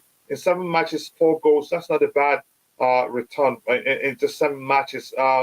Okay, in 21-22, 6 matches, 1 goal. 2020-2021, 1 goal in Champions League. His numbers aren't that bad, but I think he shouldn't be a priority right now. We need more creativity from the central area. Creativity, not just progressing the ball, not just I don't know. Most people, when they hear creativity, they think about being able just this dribbling players or and passing them. No, we want players with a good vision. When a player makes a run, they find them immediately. But yeah, I'd rather we buy more creative players. We miss Gallagher. We miss Gallagher opportunity for selling, unfortunately. But I think we may have decided to keep Gallagher for now, given possibly there's a chance because we were lacking in depth. Because squad depth is important, no matter how you see it. Had we sold him, I think we'll be short of players. And there was a time where his availability came in handy. We had a lot of players yeah, and again, the fact is we had a lot of players injured at that point. So we had no option than to sell him, if that makes sense. Let's see what we have here. We have, if Everton gets relegated, would you take Alex Iwobi? Good as this starts so far. Iwobi is a fine player. I'll take him. But will he come for cheap? I don't know. And will Graham Potter want him? No. But I think he's a fine player. Very underrated. He's good on the ball. Can pick up good passes. Can play from the deeper area. Can play. I think he's capable of playing as an 8 too. So yeah, I wouldn't mind Alex Iwobi, but are we looking at him?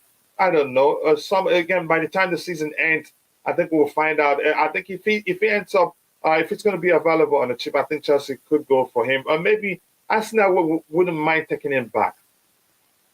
Arsenal wouldn't mind taking him back because he's a hard worker too. He has good industry on the pitch. But that's by the way. Let's see what happens. For me, none of our current players can play better than Havertz in the 10 role. I think Havertz, if we're being honest, people don't give him enough credit. He's actually a fine creator. If you play Havertz deeper, you'll see he has good vision. And occasions, I think we've seen that. I think you could see from the chance. One game he created that delicious chance, a lob ball for Ben Chilwell. He has such vision, but unfortunately, he's a victim, you can say, of his versatility. He's been played out of position for a long while now, but he's coming into his own. I wouldn't. And again, he's created more chances than any other Chelsea player, actually. Correct me if I'm wrong, maybe if that has changed. Actually, as a false nine. So imagine what he would do if he plays in behind whoever, if he plays a little deeper. I think he would get the best out of him if that happens. But let's see what happens there. Number 10 position, all this one that people are saying that they should sell him. We saw what he did against Dortmund. It wasn't. I didn't need to see that game against Dortmund to know he's a good player. All I'm asking is just consistency. I know he's capable of doing more, but the manager wants him to be playing in that false nine position. Maybe his position changes when Nkunku comes in. I don't know, but let's see what happens. Jude Bellingham. Jude Bellingham. I saw, Jude Bellingham. I like that. The rhymes, and you sound like you like him, but the question is for how much? He's not going to come for cheap. And do we really need him? Be honest to ourselves. Do we really need him given the players we have? For sure, at the end of his loan spell at his former club, Andres Santos will come back. And do we have space enough to really accommodate Jude Bellingham? I want to hear that from you. And let me know if you'd be willing to pay that much money for him, because he's not going to come for cheap. Kuchila Havertz has been a productive on. Come on, no, I'm not saying he has thing. Look at his numbers. He hasn't scored that many goals, but look at his numbers in terms of chance creation and all that. He's done well. I'm not saying he's prolific. No, I didn't use that term prolific, but I think there's more to his game that most people are paying attention to. I think he's being judged by the chances he's missed and all that. And sometimes I've seen some plays from him that you go, wow, what was he thinking? He can do better than that. Like on occasions where he should progress the ball, he turned back, passed sideways, or went backwards. Yeah, I get it. But there's more to his game. Give him credit for being played out of position, and he still produces an acceptable outcome, if that makes sense. Bellingham, we need to build this heart and brain in the midfield are fully complete, and his assist numbers ain't that bad. So if we can get 8 assists from him, get 8 assists from the wingers or wing backs, I think we'll be okay. The numbers will pile up. Dribbling, it's not, but that's what people, it's creativity, but it is it doesn't. Most people see it as that. Most people see it and think that's it. It's not just about dribbling, creativity in the sense when the player makes a move, you see them, you can, you create something out of nothing. You know, have the vision to see your teammate make a move, and you find them with a delicious pass. All those things count, not just dribbling, if that makes sense. Dribbling without end product doesn't make sense. It's still creativity, but it doesn't make any sort of sense. If we can afford him, get Bellingham, no brainer. Okay. Successful dribbling is like you have one more player in attack to finish the action at that point. Yeah, some people, haven't you seen players that dribble like they're blind? You see players dribble, and do everything, all the skills they want, and then end up hitting the ball against an opponent. Yeah, they're still creative, but end product is a zero. But so if you want to say, yeah, a player being creative, let that player be creative, and then do something nice with the creativity, if that makes sense. But I get where you're coming from. I take Musiala as a special talent. Yeah, good luck getting him. He'd excel in the Premier League, and I'd rather have him as a 10. Again, good luck getting him. Kachila, check Havertz's stats and goals contribution. Not good enough. You can say not good enough, but the whole team has suffered. Has anybody's numbers in the team overall been good enough, especially since this season? But I get where your argument is coming from. Jude needs to spend more time in development at Dortmund. He's not quite ready for 38 games in the Chelsea midfield. Besides, he needs to find his way out of Enzo's pocket. Out of Enzo's pocket before anything else. But that's by the way. And if you're watching, I want to get your thoughts. Even if it's that good, do you think it's a signing that makes sense right now? And the beautiful game, big up to you, brother. What areas should we be looking to sign players? Does it even make sense to be looking at more midfielders, really, and not like you could say, I wouldn't call him an attacking midfielder, would you? I want to know. Yeah, we should be looking for more attacking midfielders to create more chances from the central area. Jude is capable of doing that, even if you deploy him deep. Bellingham is overhyped and overvalued. I mean, how can he be worth more than 70 million? I'd like to have you answer that question. Just give me 1 second.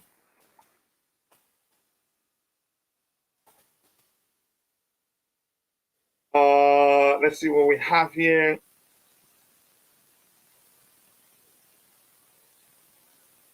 Okay, Kachila, those one between 107 million Ramos and 107 million Osimhen. I don't think either of them would be a good sign. Would be a signing that makes sense for us.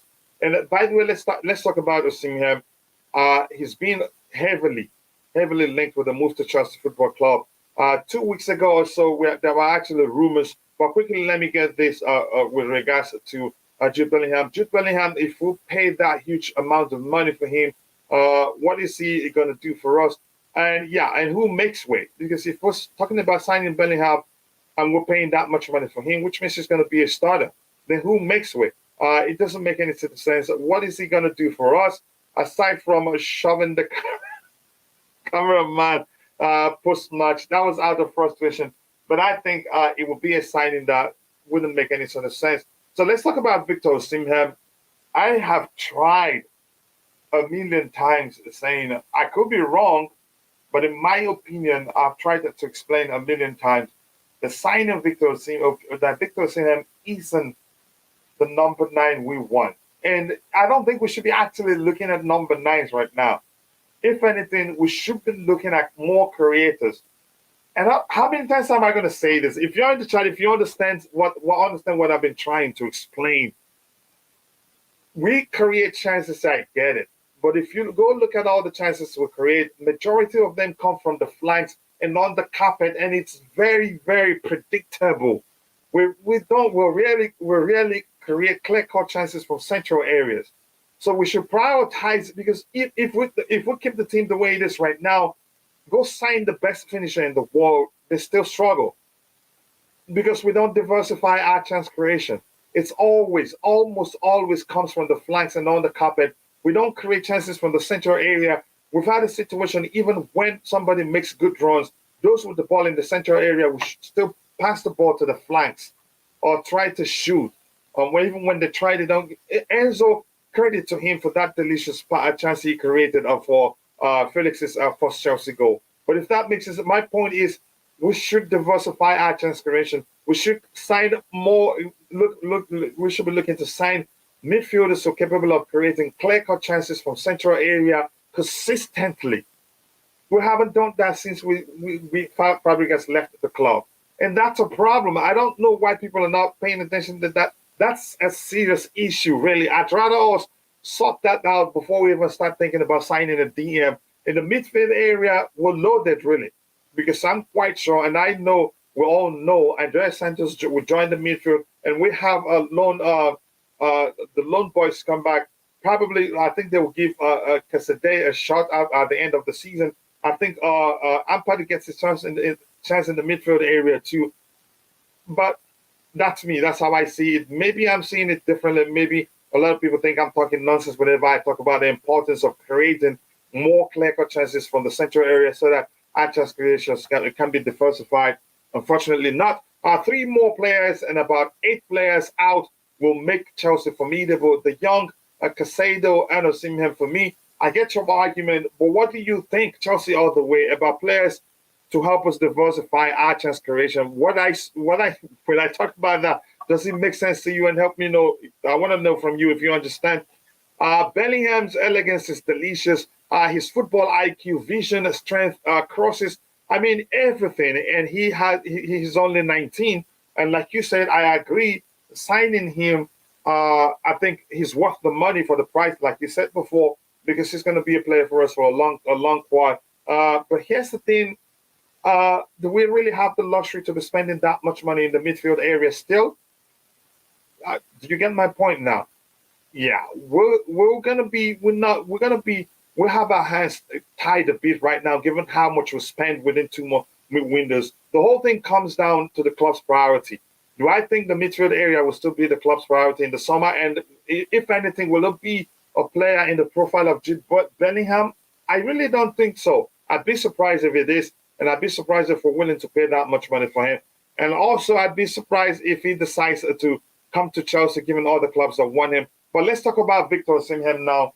Your thoughts? Do you want to see him? And let me know why you want to see him. And I have my argument as to why I don't think he's the player we need right now. Ghana Charleston, we have to do everything possible to sign Felix. Wow, okay. We need Zarian.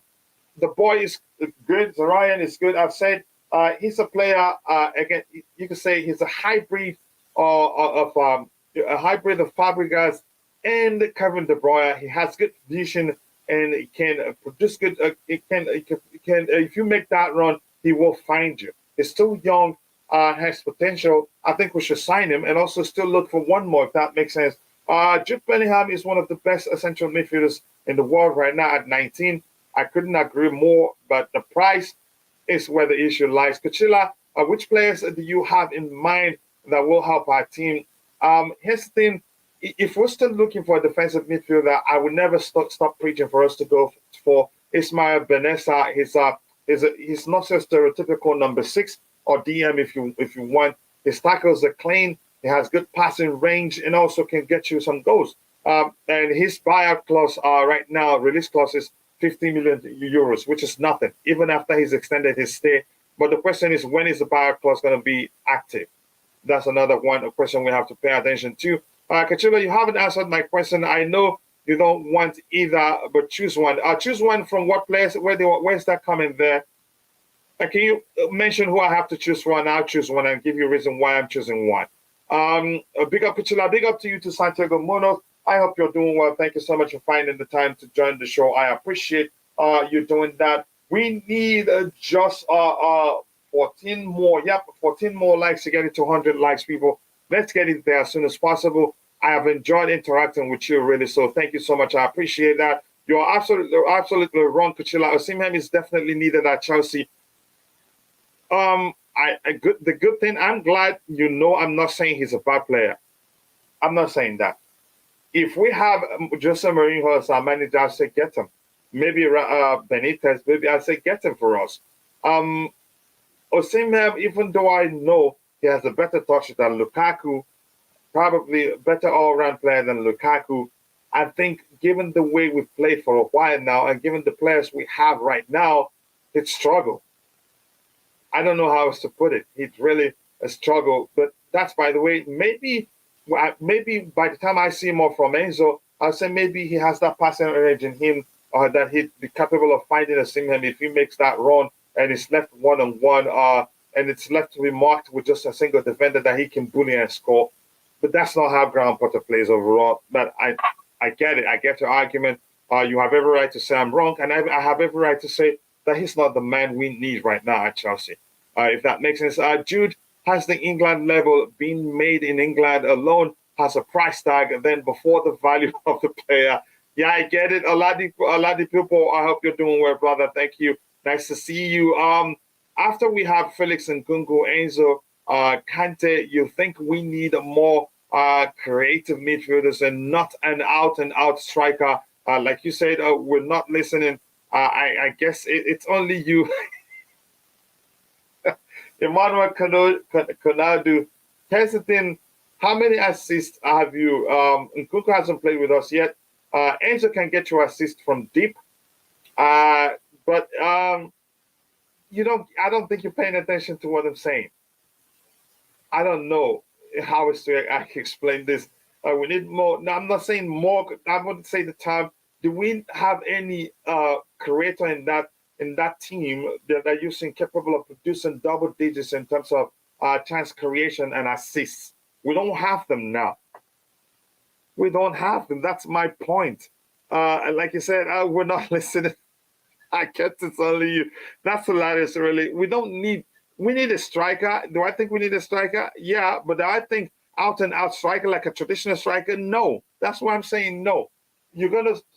Because when you have an out and out striker, whenever they're in the box, you channel all your goals, whether subconsciously or by design.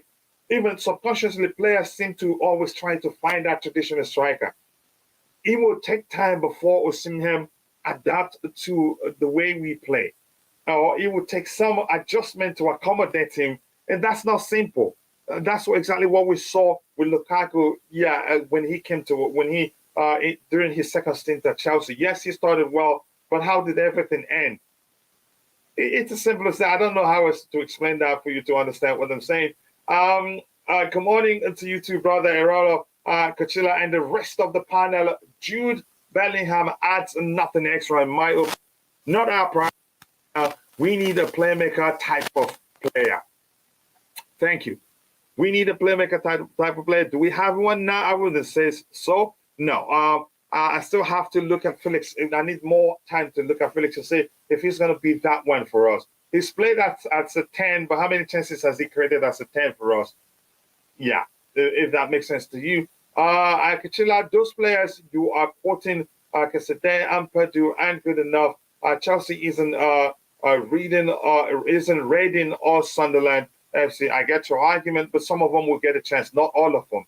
But at least even without those players, I think we still have enough numbers in that midfield area, especially in the deep line area. Coach, I hear you, but a proper number 9 is always a good option. But you can't pay nearly 100 million for Osimhen and then have him as just an option. Does that make sense? Now he get frustrated. If that makes sense, option. Look at the first versus Dortmund. One long ball up top at a world-class number 9 would have made them think twice about that high press. Oh yeah, that's the truth. But we can also with a more, you can say, a more fluid approach, we can also make them work. If we're capable of, here's the thing, if we're being capable of, capitalizing on counter-attack opportunities, we'd have more goals now on the ground, Potter. But we seem to be a bit reluctant to counter. Not intentional, but because probably, I don't know whether it comes down to the way the team is coached or so. Yeah, but I get your argument right there. Kane available soon. Oh, Kane would be my ideal number 9 at Chelsea. But good luck. Keep dreaming. Dreams come true. I prefer midfield, defensive, or forward players next summer.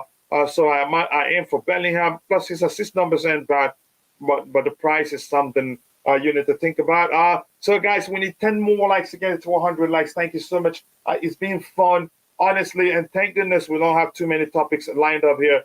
But it's really, really been fun interacting with you one-on-one. So right now we're talking about Victor Osimhen. Tell me more. What do you think? Do you think we should go for him? If you said no, explain why you don't think we should go for him. And I want to know between Osimhen and Ramos, I choose Nkunku. Yeah, plus we have Nkunku coming back. So the Osimhen rumors doesn't really make sense, really. Coachella, do we need a Josko Gvardiol? I've said no, not because he's a bad player. Had we, if we haven't signed a left-sided centre back in what's his name, in Benwaba de Chile, I'd say let's sign him. Plus, Gvardiol also is capable of playing centrally. Yeah, I don't think it's a signing that will make sense now in terms of how much we'll be spending, because I don't think we'll get him for anything less than, let's say, at least 17 million euros. I'm sure you must have heard the price of importing.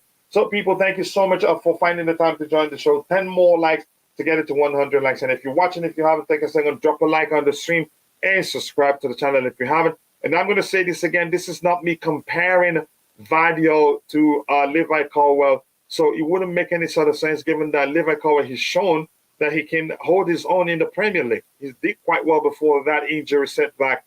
So it wouldn't make any sort of sense to pay that much money for Gvardiol. And it's a good thing that the club have started the work on negotiations to extend, to give Levi Colwill a new contract at the club. If that makes sense, let's see. We need Osimhen, no doubt. Elaborate. You can't don't just tell me we need Osimhen. Why? Why do you think we need him? Do you think he will work? Listen, I'm not saying Osimhen is a bad player. Factors you have to consider. If we sign him to get it to work, we have to work again, adjust the way we play to accommodate him, or he adjusts the way he plays to fit in. And neither of those two options are simple. Coach, maybe time to play Kai as a 10. We should give it a shot, because every time he gets the ball in a deeper area, he's able to do well with it, except the times when he's gone sideways or backwards unnecessarily, when we should be looking to capitalize on the counter-attack opportunity. Maybe we should do that, because at Leverkusen, the way he operated for them, you could see he's a fine passer of the ball. He's a good creator too. But at Chelsea, that hasn't really happened consistently. We only see flashes of what he's capable of doing every now and then. Consistency is key. But do I think he leaves the club in the summer? I'd say no. I don't see that happening, because really Graham Potter likes him, especially if he stays. And the club probably, I know Christopher Vivell knows him quite well, probably will advise otherwise. He will take the club, keep him, because he's such a talent. Of course, they would try to find a focal point. All their youth days, they've been playing with a 9 in their team. Yep. And to put it another way, Osimhen, for instance, all his life has played as a traditional number 9. So if you try to get him to play in a fluid approach, then it has to take some adjustment, either from the manager or the player, for it to work. So I get you some good contribution there. Coachella, Chelsea not putting balls in the box often because it's a waste, because Havertz is weak and isn't good in the air. Osimhen will put all those balls into the back of the net if crosses are made. Okay, that's another argument. I get it, that he put them away. Let me ask you this. How about the fact that we don't create good enough chances from the central area? And you know fully well it's predictable that majority of our chances come from the flanks and on the carpet, which means it's very predictable. So if we get shut out from the flanks, what are we going to do from the central area? You'd have to revert to just putting the ball forward and have Osimhen figure it out. Yeah. And as much as I think he's a good player and I like him, honestly, I like him. He's a fine finisher. But how about the fact that Graham Potter needs to adjust the way he approaches football to accommodate him? Or how about the fact if Graham Potter doesn't want to do that, Osimhen himself has to adjust the way he plays to fit in. How about those factors? That's why it's not that simple. That's why I'm saying if you're calling for the club to sign a number 9, be cautious about that. What sort of number 9? We've been there. We had sort of similar discussions when the club, when the fans were pushing for it. Even I was one of those pushing, but it then occurred to me, Thomas Tuchel, the way he plays football, Lukaku might not actually have a place in that team. We've been there.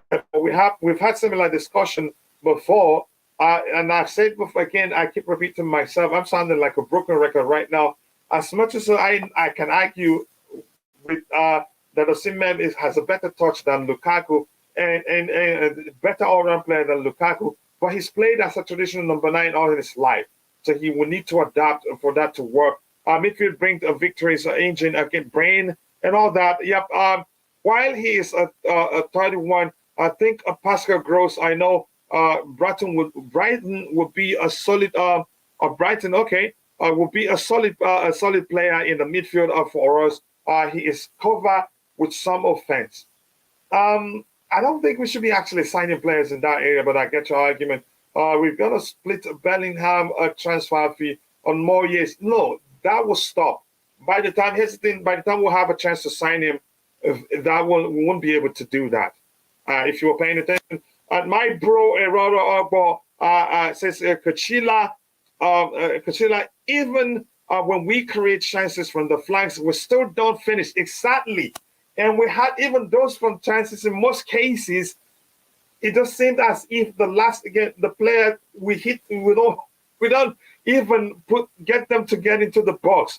It was only this last 2 games we were able to put the balls into the box. Raheem Sterling, credit to him, he's put a couple into the box and with intent, like the one he found Felix. Felix hit the woodwork. That was against what team was that? I don't remember. But that's, by the way, my point is, yeah, you make a good point there. Even when we create chances from the flanks, yeah, it doesn't. We don't put them away. Yep, clear chances. We need a ruthless finisher. Okay, just as I was thinking, maybe you're coming to what I'm saying. A monster, an aggressive player, a warrior. None that we have now has it. So who are you suggesting? Specifically, I want to know from you, Erolo, what player are you suggesting we go for, and how do you think we're going to make it work? Do you think Osimhen is the man? If you think Osimhen is the one, I want to know how you think it's going to work. When we had PhD, only Pedro, William, and Hazard were rotating, wasn't it? Who was rotating? I think if anybody rotated with Hazard, it was William. Pedro, I think Dean, maybe sometimes he'd come on for Hazard, or maybe start when Hazard is getting the rest, but mainly Hazard rotated with William. Costa was static. Costa wasn't really static. He did more than being static. Yeah, Costa wasn't static. He did more than being static, and I think he also got some good assists too. No, he did more than being static, really. And then when you talk about statics, Lukaku is always static. Even Lukaku didn't. Lukaku didn't even do the basics. He didn't do the basics constantly. For instance, he's always static. Once he decides this is the direction he's going, he gets there, stands there. He keeps pointing. He wants it there. Doesn't adjust to the situation. Doesn't consider the fact that the player with the ball, it's looking to find a space somewhere else. He just wants you to find a way to get it to him where he's standing and not adjust, if that makes sense. Yeah, so Costa wasn't static. Costa was dynamic. Costa has, again, a better touch. Costa can drop deep sometimes and participate in the play. Costa can create good chances for his teammates. So I wouldn't say Costa was a static. So maybe Osimhen can come in and do the same thing. Just stay as a number 9. Let the wingers rotate each. Okay, now this makes your previous point clear. Maybe it will work, but I have my doubts, and I'm not saying by any means saying Osimhen is a bad player. Osimhen is that warrior that we need. No other that have been mentioned has that warrior mentality like Osimhen. And for me, as Osimhen as my Niger brother, I would want to see him at Chelsea. Another concern I have, I don't want a situation where he comes, it becomes the part two of the Lukaku. You know what that is. So people, thank you for 19 likes. This has been an enjoyable show. Honestly, interacting with you, I love it. We still have a few minutes before we round up. We have 90 likes, just 10 more to get it to 100. If you haven't, please take a second, drop a like. Drop a like in the stream to help us reach 100 likes as soon as possible, and also do subscribe if you haven't. Coach, do not be a broken record like GP42. No, I would not. But if there's need for me to explain myself, I will. But I think I'm done explaining as to why I don't think we need a Osimhen. But that's, by the way, hands down, no other player mentioned has that killer monster. Again, he's an instinctive finisher. Doesn't think twice before he hits the ball. But the service, where the service is going to come from, is where I'm concerned. I don't want a situation where he comes. Then we'll be hearing he needs time. He needs time. The players need to understand how he plays and all that. And then before you know, Chelsea fans will give up on him. Mentality, I like him so much. I'm going to say, I don't think you should be saying that. I was born in Nigeria and I grew up in Nigeria before I moved to where I am. But still, I have my reasons as to why I don't think he should join. Good question from you. I will answer. Osimhen is good in the air. He's quick and can run. Yep, he's pacey too. Good first touch, good ball control. He's good at build-up play. He's powerful. His first touch is better than Haaland and Lukaku too. What else? You didn't answer one. The way the manager plays, in terms of the manager prefers a fluid approach, even from Brighton. Yes, then I like Osimhen so much. If we had Mourinho to bring him in, I'm quite sure he will start fighting on all cylinders immediately, because the traditional approach is the Mourinho's way, if that makes sense. It's a risk that I don't want him, as my Nigerian brother, to take really more. But that's another way to see it. Creative ability of fluid attack. Does Osimhen has that? Because we need that. But obviously, you cannot understand his thing. If he comes, he's going to need time to adapt. Chila, yeah, I'm Nigerian too, but I get where you're coming from. But Potter is staying here the rest of the season. I cannot jump to that conclusion, but there's a chance he stays. Let's see. Let's see what we have. I am not familiar with him. I never watched him, so yeah, I don't know him that much, but I have to look at him. We need a striker like Benzema.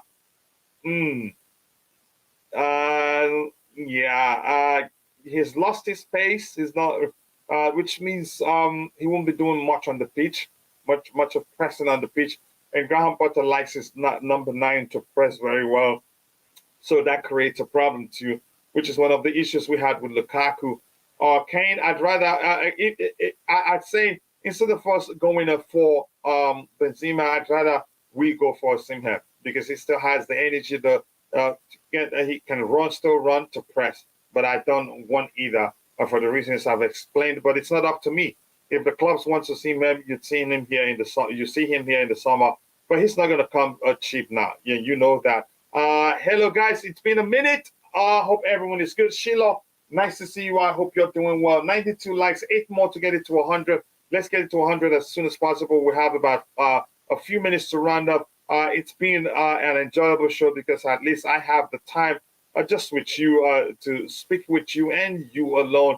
It's been enjoyable getting your contributions. Martin says no top manager would choose a fluid approach over an available top number 9. You're having a Lukaku PTSD. I love that. Oh my goodness, I love that comment from Martin. Don't judge everyone like that. No, I'm not judging the player himself. I'm not judging. This is hilarious. But I'm not judging Osimhen himself. To say Osimhen is a fine player. I love him. He's an instinctive finisher. Just let the ball get to him. He finds a way to put it in the back of the net.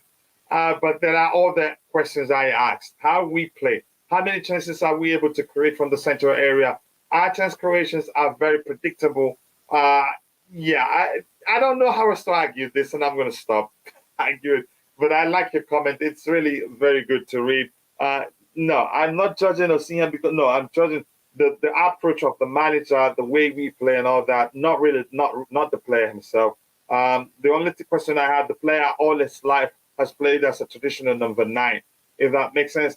Question is if we had both Osimhen and Kai would be starting. On the ground, Potter, the rest assured, if we have him, I think he starts Kai over Osimhen, not because Kai is a better player, because Kai is probably much, you can say, more capable of participating in the fluid approach than Osimhen will, if that makes sense. But here's the thing, I'm going to say this again one more time. I don't think Chelsea will sign Osimhen because it's not going to come cheap, first of all, because probably he's not really what we want right now. We have all the and I get it. People will bring up the argument. We need a striker to put away chances. Do you need a single individual to score the goals that multiple individuals miss? That's when you have to pay attention. We had the same conversation before we signed Lukaku, if that makes sense. Let's see what else we have here. Because Osimhen, yeah, as much as I think he's better than Lukaku, I get your point about the risk involving Osimhen, but to succeed, you need to take risk. No, the risk is from the clubs, because if he comes and it doesn't work, he's still young, he moves on. That's why his case differs from Lukaku. He moves on, goes to somewhere else where he starts firing an hustle in there, if that makes sense. But right now, let me ask you this question. We've been linked with Osimhen, and we've been linked with Goncalo Ramos, any other striker, Ivan Toney. So which one of them do you really prefer and why? It'd be interesting to get your thoughts. I'm waiting here. I would not be surprised if we see Marcus Thuram coming over as a free transfer. Then he's if other clubs are interested, so you can say other clubs are interested, and which you can argue why he wasn't in a rush to join us, because we really did push for Marcus Thuram. But before we started that, he made a statement saying he's not in a rush to leave at that point, that he's going to take his time to assess his options and then decide what to do when his contract expires. And Borussia Mönchengladbach would have preferred, and who wouldn't, to sell him to us at that point and get at least some fee from his sale, because he gets to leave on a free now. So I think they tried to sell him, and agreeing a fee with them was the least of our problem. But the player himself at one point says he's not going anywhere right now. I don't think he comes to us, really. I don't think he comes to us, and yeah, but let's see what happens. I wouldn't be surprised, but I don't think he comes to us. I think he probably ends up joining Barcelona or some other club as a free transfer. People forgetting Nkunku. Yeah, Nkunku is still coming. Both are target strikers. How we play is relative to the players. Okay, I'm listening. We could sign Osimhen, but yes, we need a top number 9 to give a 20 plus every season, and that's the target. So I'm going to say this again. Think about this. You sign a striker to be the one to put away chances that Kai has missed, Mason Mount has missed, Felix has missed Hurricane. Hurricane has missed chances out there. Yeah, you have to count others.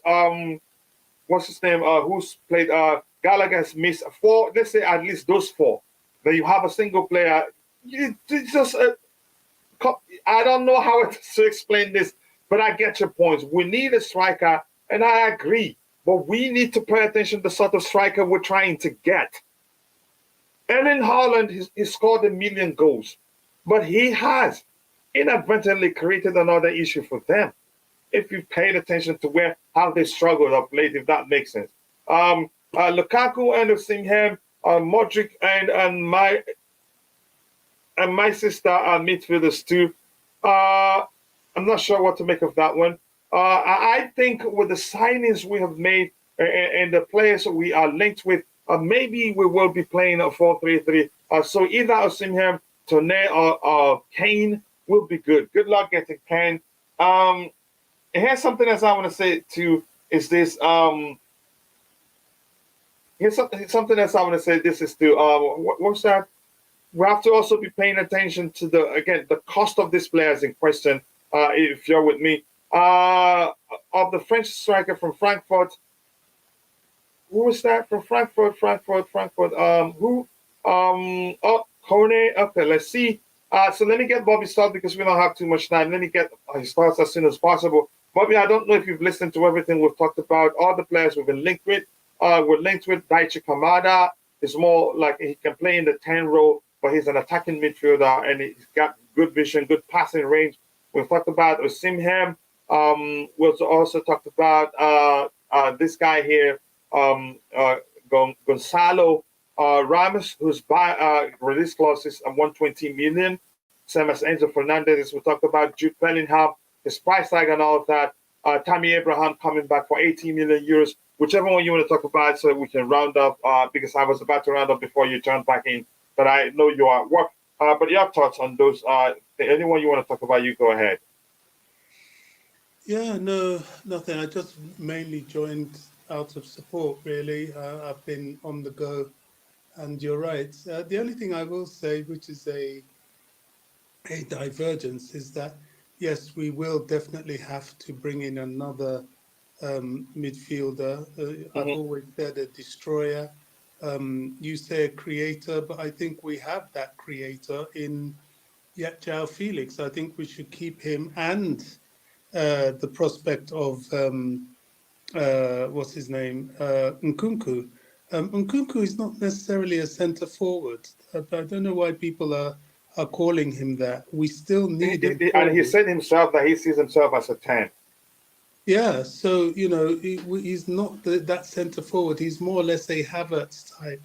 So we still need a forward. The only thing I will say is that look, we definitely got another 100 million outlay on a player this summer, Mm-hmm. whether it be midfielder, whether it even be um, um, Felix, and then maybe the midfielder we get is somebody like Kone. I don't know, but I know that we still have one more big expense. We shouldn't go expensive with a forward, and that kind of takes away Osimhen, unfortunately. I think spending big on a forward might be a risk, especially if they haven't played in the Premier League. And if he doesn't fit the manager, then that's an even bigger problem, depending Mm-hmm. on who that manager is. Um, there's also talk that we're still in for Vardiol, and I will be for that. I think we should. If the very best are within our sights, we should go for the very best, and he's amongst them. Mm-hmm. Because Thiago Silva won't be around forever, and I think next season is his last season. So we need to still think ahead, regardless of whether we have um, uh, uh, Colwill available or not. So yeah, I mean, as far as that's concerned, in terms of buying players, definitely we still have to dip in the market a bit. Just the last thing I want to say was that I watched Bayern Munich last night, and they are frightening. And for all you Chelsea fans that start laying eggs and throwing bombs, asking for players to leave because they sat on the bench, I want you to take a good, long, hard look at what was sitting on the bench for Bayern last night, which Mm-hmm. included people like Gnabry, Sadio Mane, and so many top players, Sane. They were all on their bench, all of them. And just imagine those that were starting, Choupo-Moting, Misala, and all that. Bayern is a very strong side. However, I have to say that from now on in, I hope and pray that Chelsea have a fit squad, because something that has always hit us is that we have not had a fit squad for the past 3 to 4 years. We've been playing all these big teams under strength while they're fully strength. I look at Bayern and I can't remember the last time they were without people like Upamecano, who had a blinder last night, and Alfonso Davis and Matthias de Ligt. Their players are always Mm-hmm. fit and Just getting ready. Bobby. I'll be back in a few seconds. Go ahead. Yeah, their players are always fit and ready, and Chelsea is always struggling for fitness. They're always struggling to be able to field a proper 11 And I just hope that as we progress and as we look to try and progress even further in the Champions League, that we have a complete squad for a change. And then we can really see what it is that we're about. Hello, Bobby. Hello. Hi, Hi. Bobby. Yeah. Hi, Jesse. Hi. Let me comment here. Yes, certainly Bayern played very good yesterday. Very good, yes. Oh, And, yes. definitely, I mean, they look one of the favorites. But, I mean, this is football. Some day you play very well, other day you are not so good. In general, this season, every European, like big club is struggling. Do you know that Dortmund is top of the league?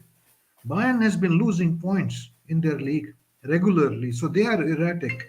Manchester City is erratic, yeah, as well. If you look at Real, they are also not top of the league. So all the top teams are not performing that well in their domestic leagues. And I would go Tuchel, like as Tuchel used to say, in a cup competition. Okay, in the league on the long run there is a gap, but in a cup competition it's one game, and for one game anybody any day can close the gap. So you have to hunt for it and like stay positive. We cannot be like how to say, we should not be going into games thinking, oh, we are playing like big teams or something like that. No, definitely. I mean, it's a one game lottery and everybody goes for it. So end of the day, anybody can. It's anybody can win on any day.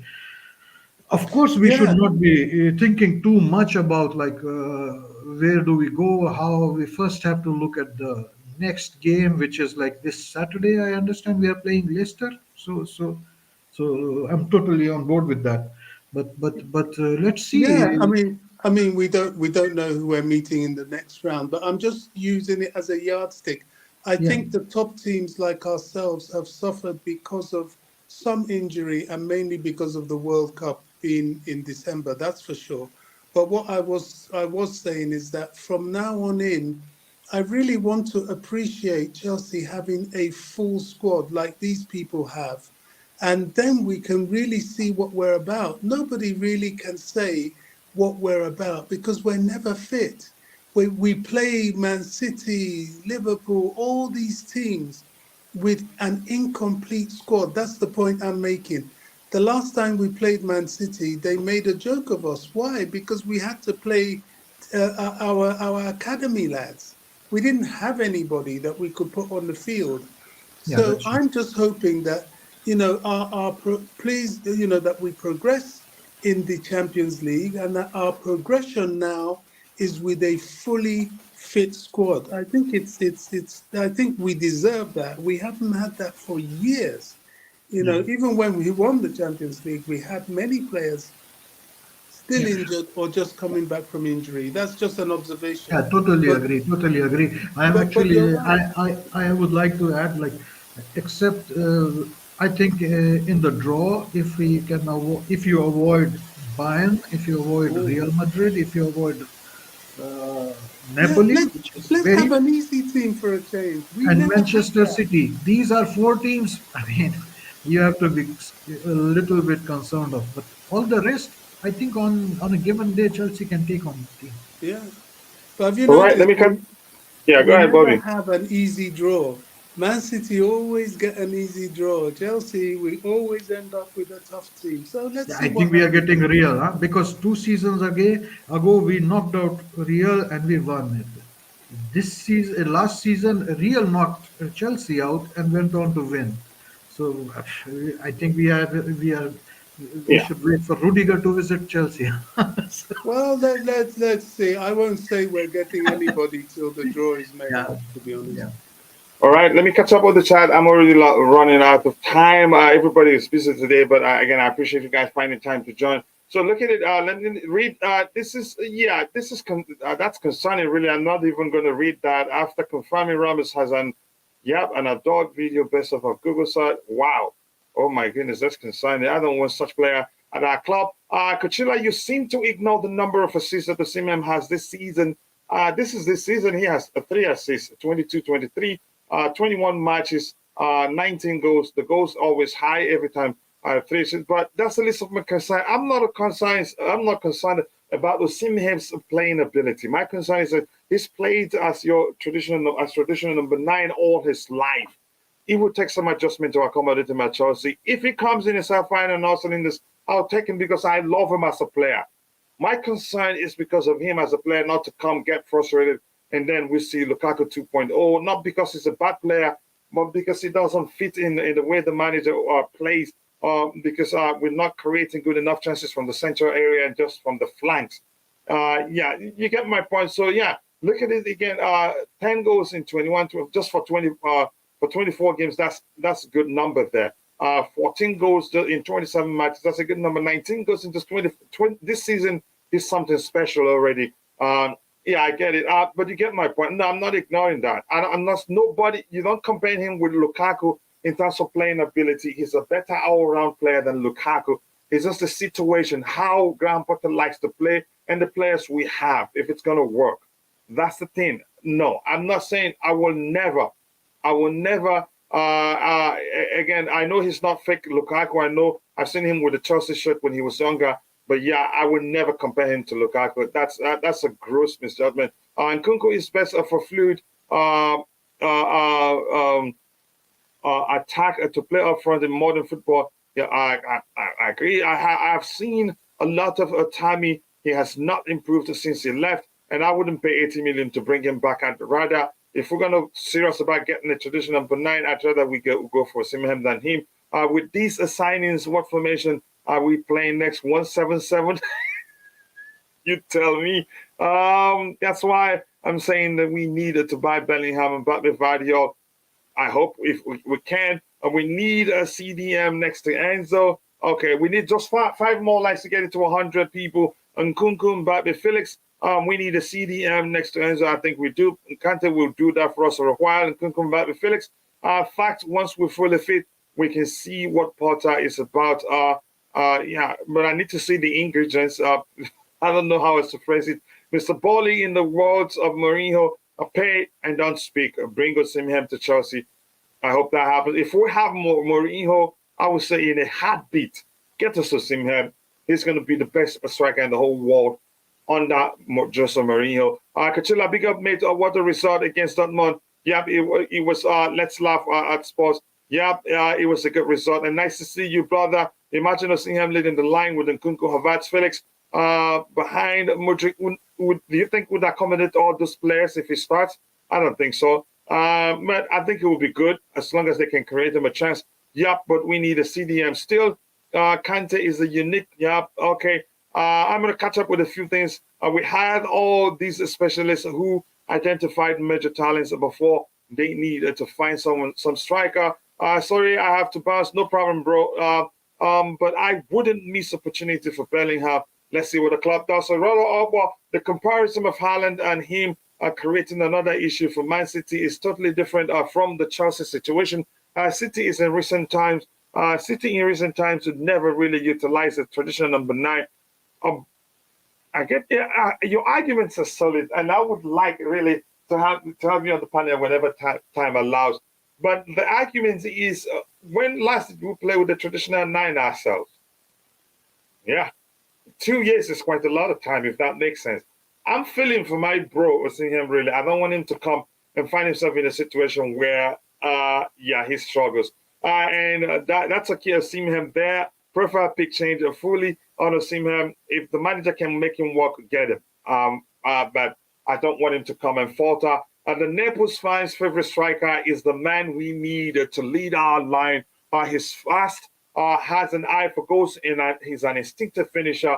Doesn't take him much to put the ball in the back of the net. The question is, are we going to be able to get it to him constantly, consistently, whenever he starts, and can link up play real good too? Okay, maybe I need to look at him very much too, but let's see what happens. He's 4 times better than what we have here, and an unknown strikers. Yep. Again, I don't argue that. I just don't want want him to come here and see him falter. I need a 9 to fit the system, not just a big name. Maybe that's another way to say it. There's no place for feelings to players in Chelsea. Yep. It's Kami. what gives me hope is that Potter turned Welbeck into R9, but Welbeck isn't a traditional number 9. If that makes sense. My argument isn't, listen, Osimhen is an excellent player. Please, for the last time I'm going to say this, if Mourinho was our manager, I'd say give me Osimhen. But right now, for the sake of how Graham Potter plays, I'd say he's going to frustrate him. My argument isn't coming from Osimhen's area, but from the manager, the way he approaches the game. But that's, by the way, I'm done talking about that today. Bremen from Ghana, English are good in finding out coaching Potter should be sacked. Okay. I'm guessing you're saying the Englishmen are good as pundits. At coach, you think we want to on the bounce? Do you think we start we're going to win a straight game now? It's possible. A little confidence can go a long way for players, if that makes sense. It's all Lukaku PTSD. We love Osimhen too. Much to watch him come here. Wear the number 9 Anfield. Too much. We love Osimhen too much to watch him come here with number 9 here again and fail. But I believe he will succeed. Okay, let's see it happen. And by the way, Martin, you're mod now. Welcome to the channel. With that, we've come to the end of the show. Unfortunately, I have to go take care of something. Much love to you guys. See you guys next time. God bless us all. And bye. And before I do that, I want to say thank you to It's Kami.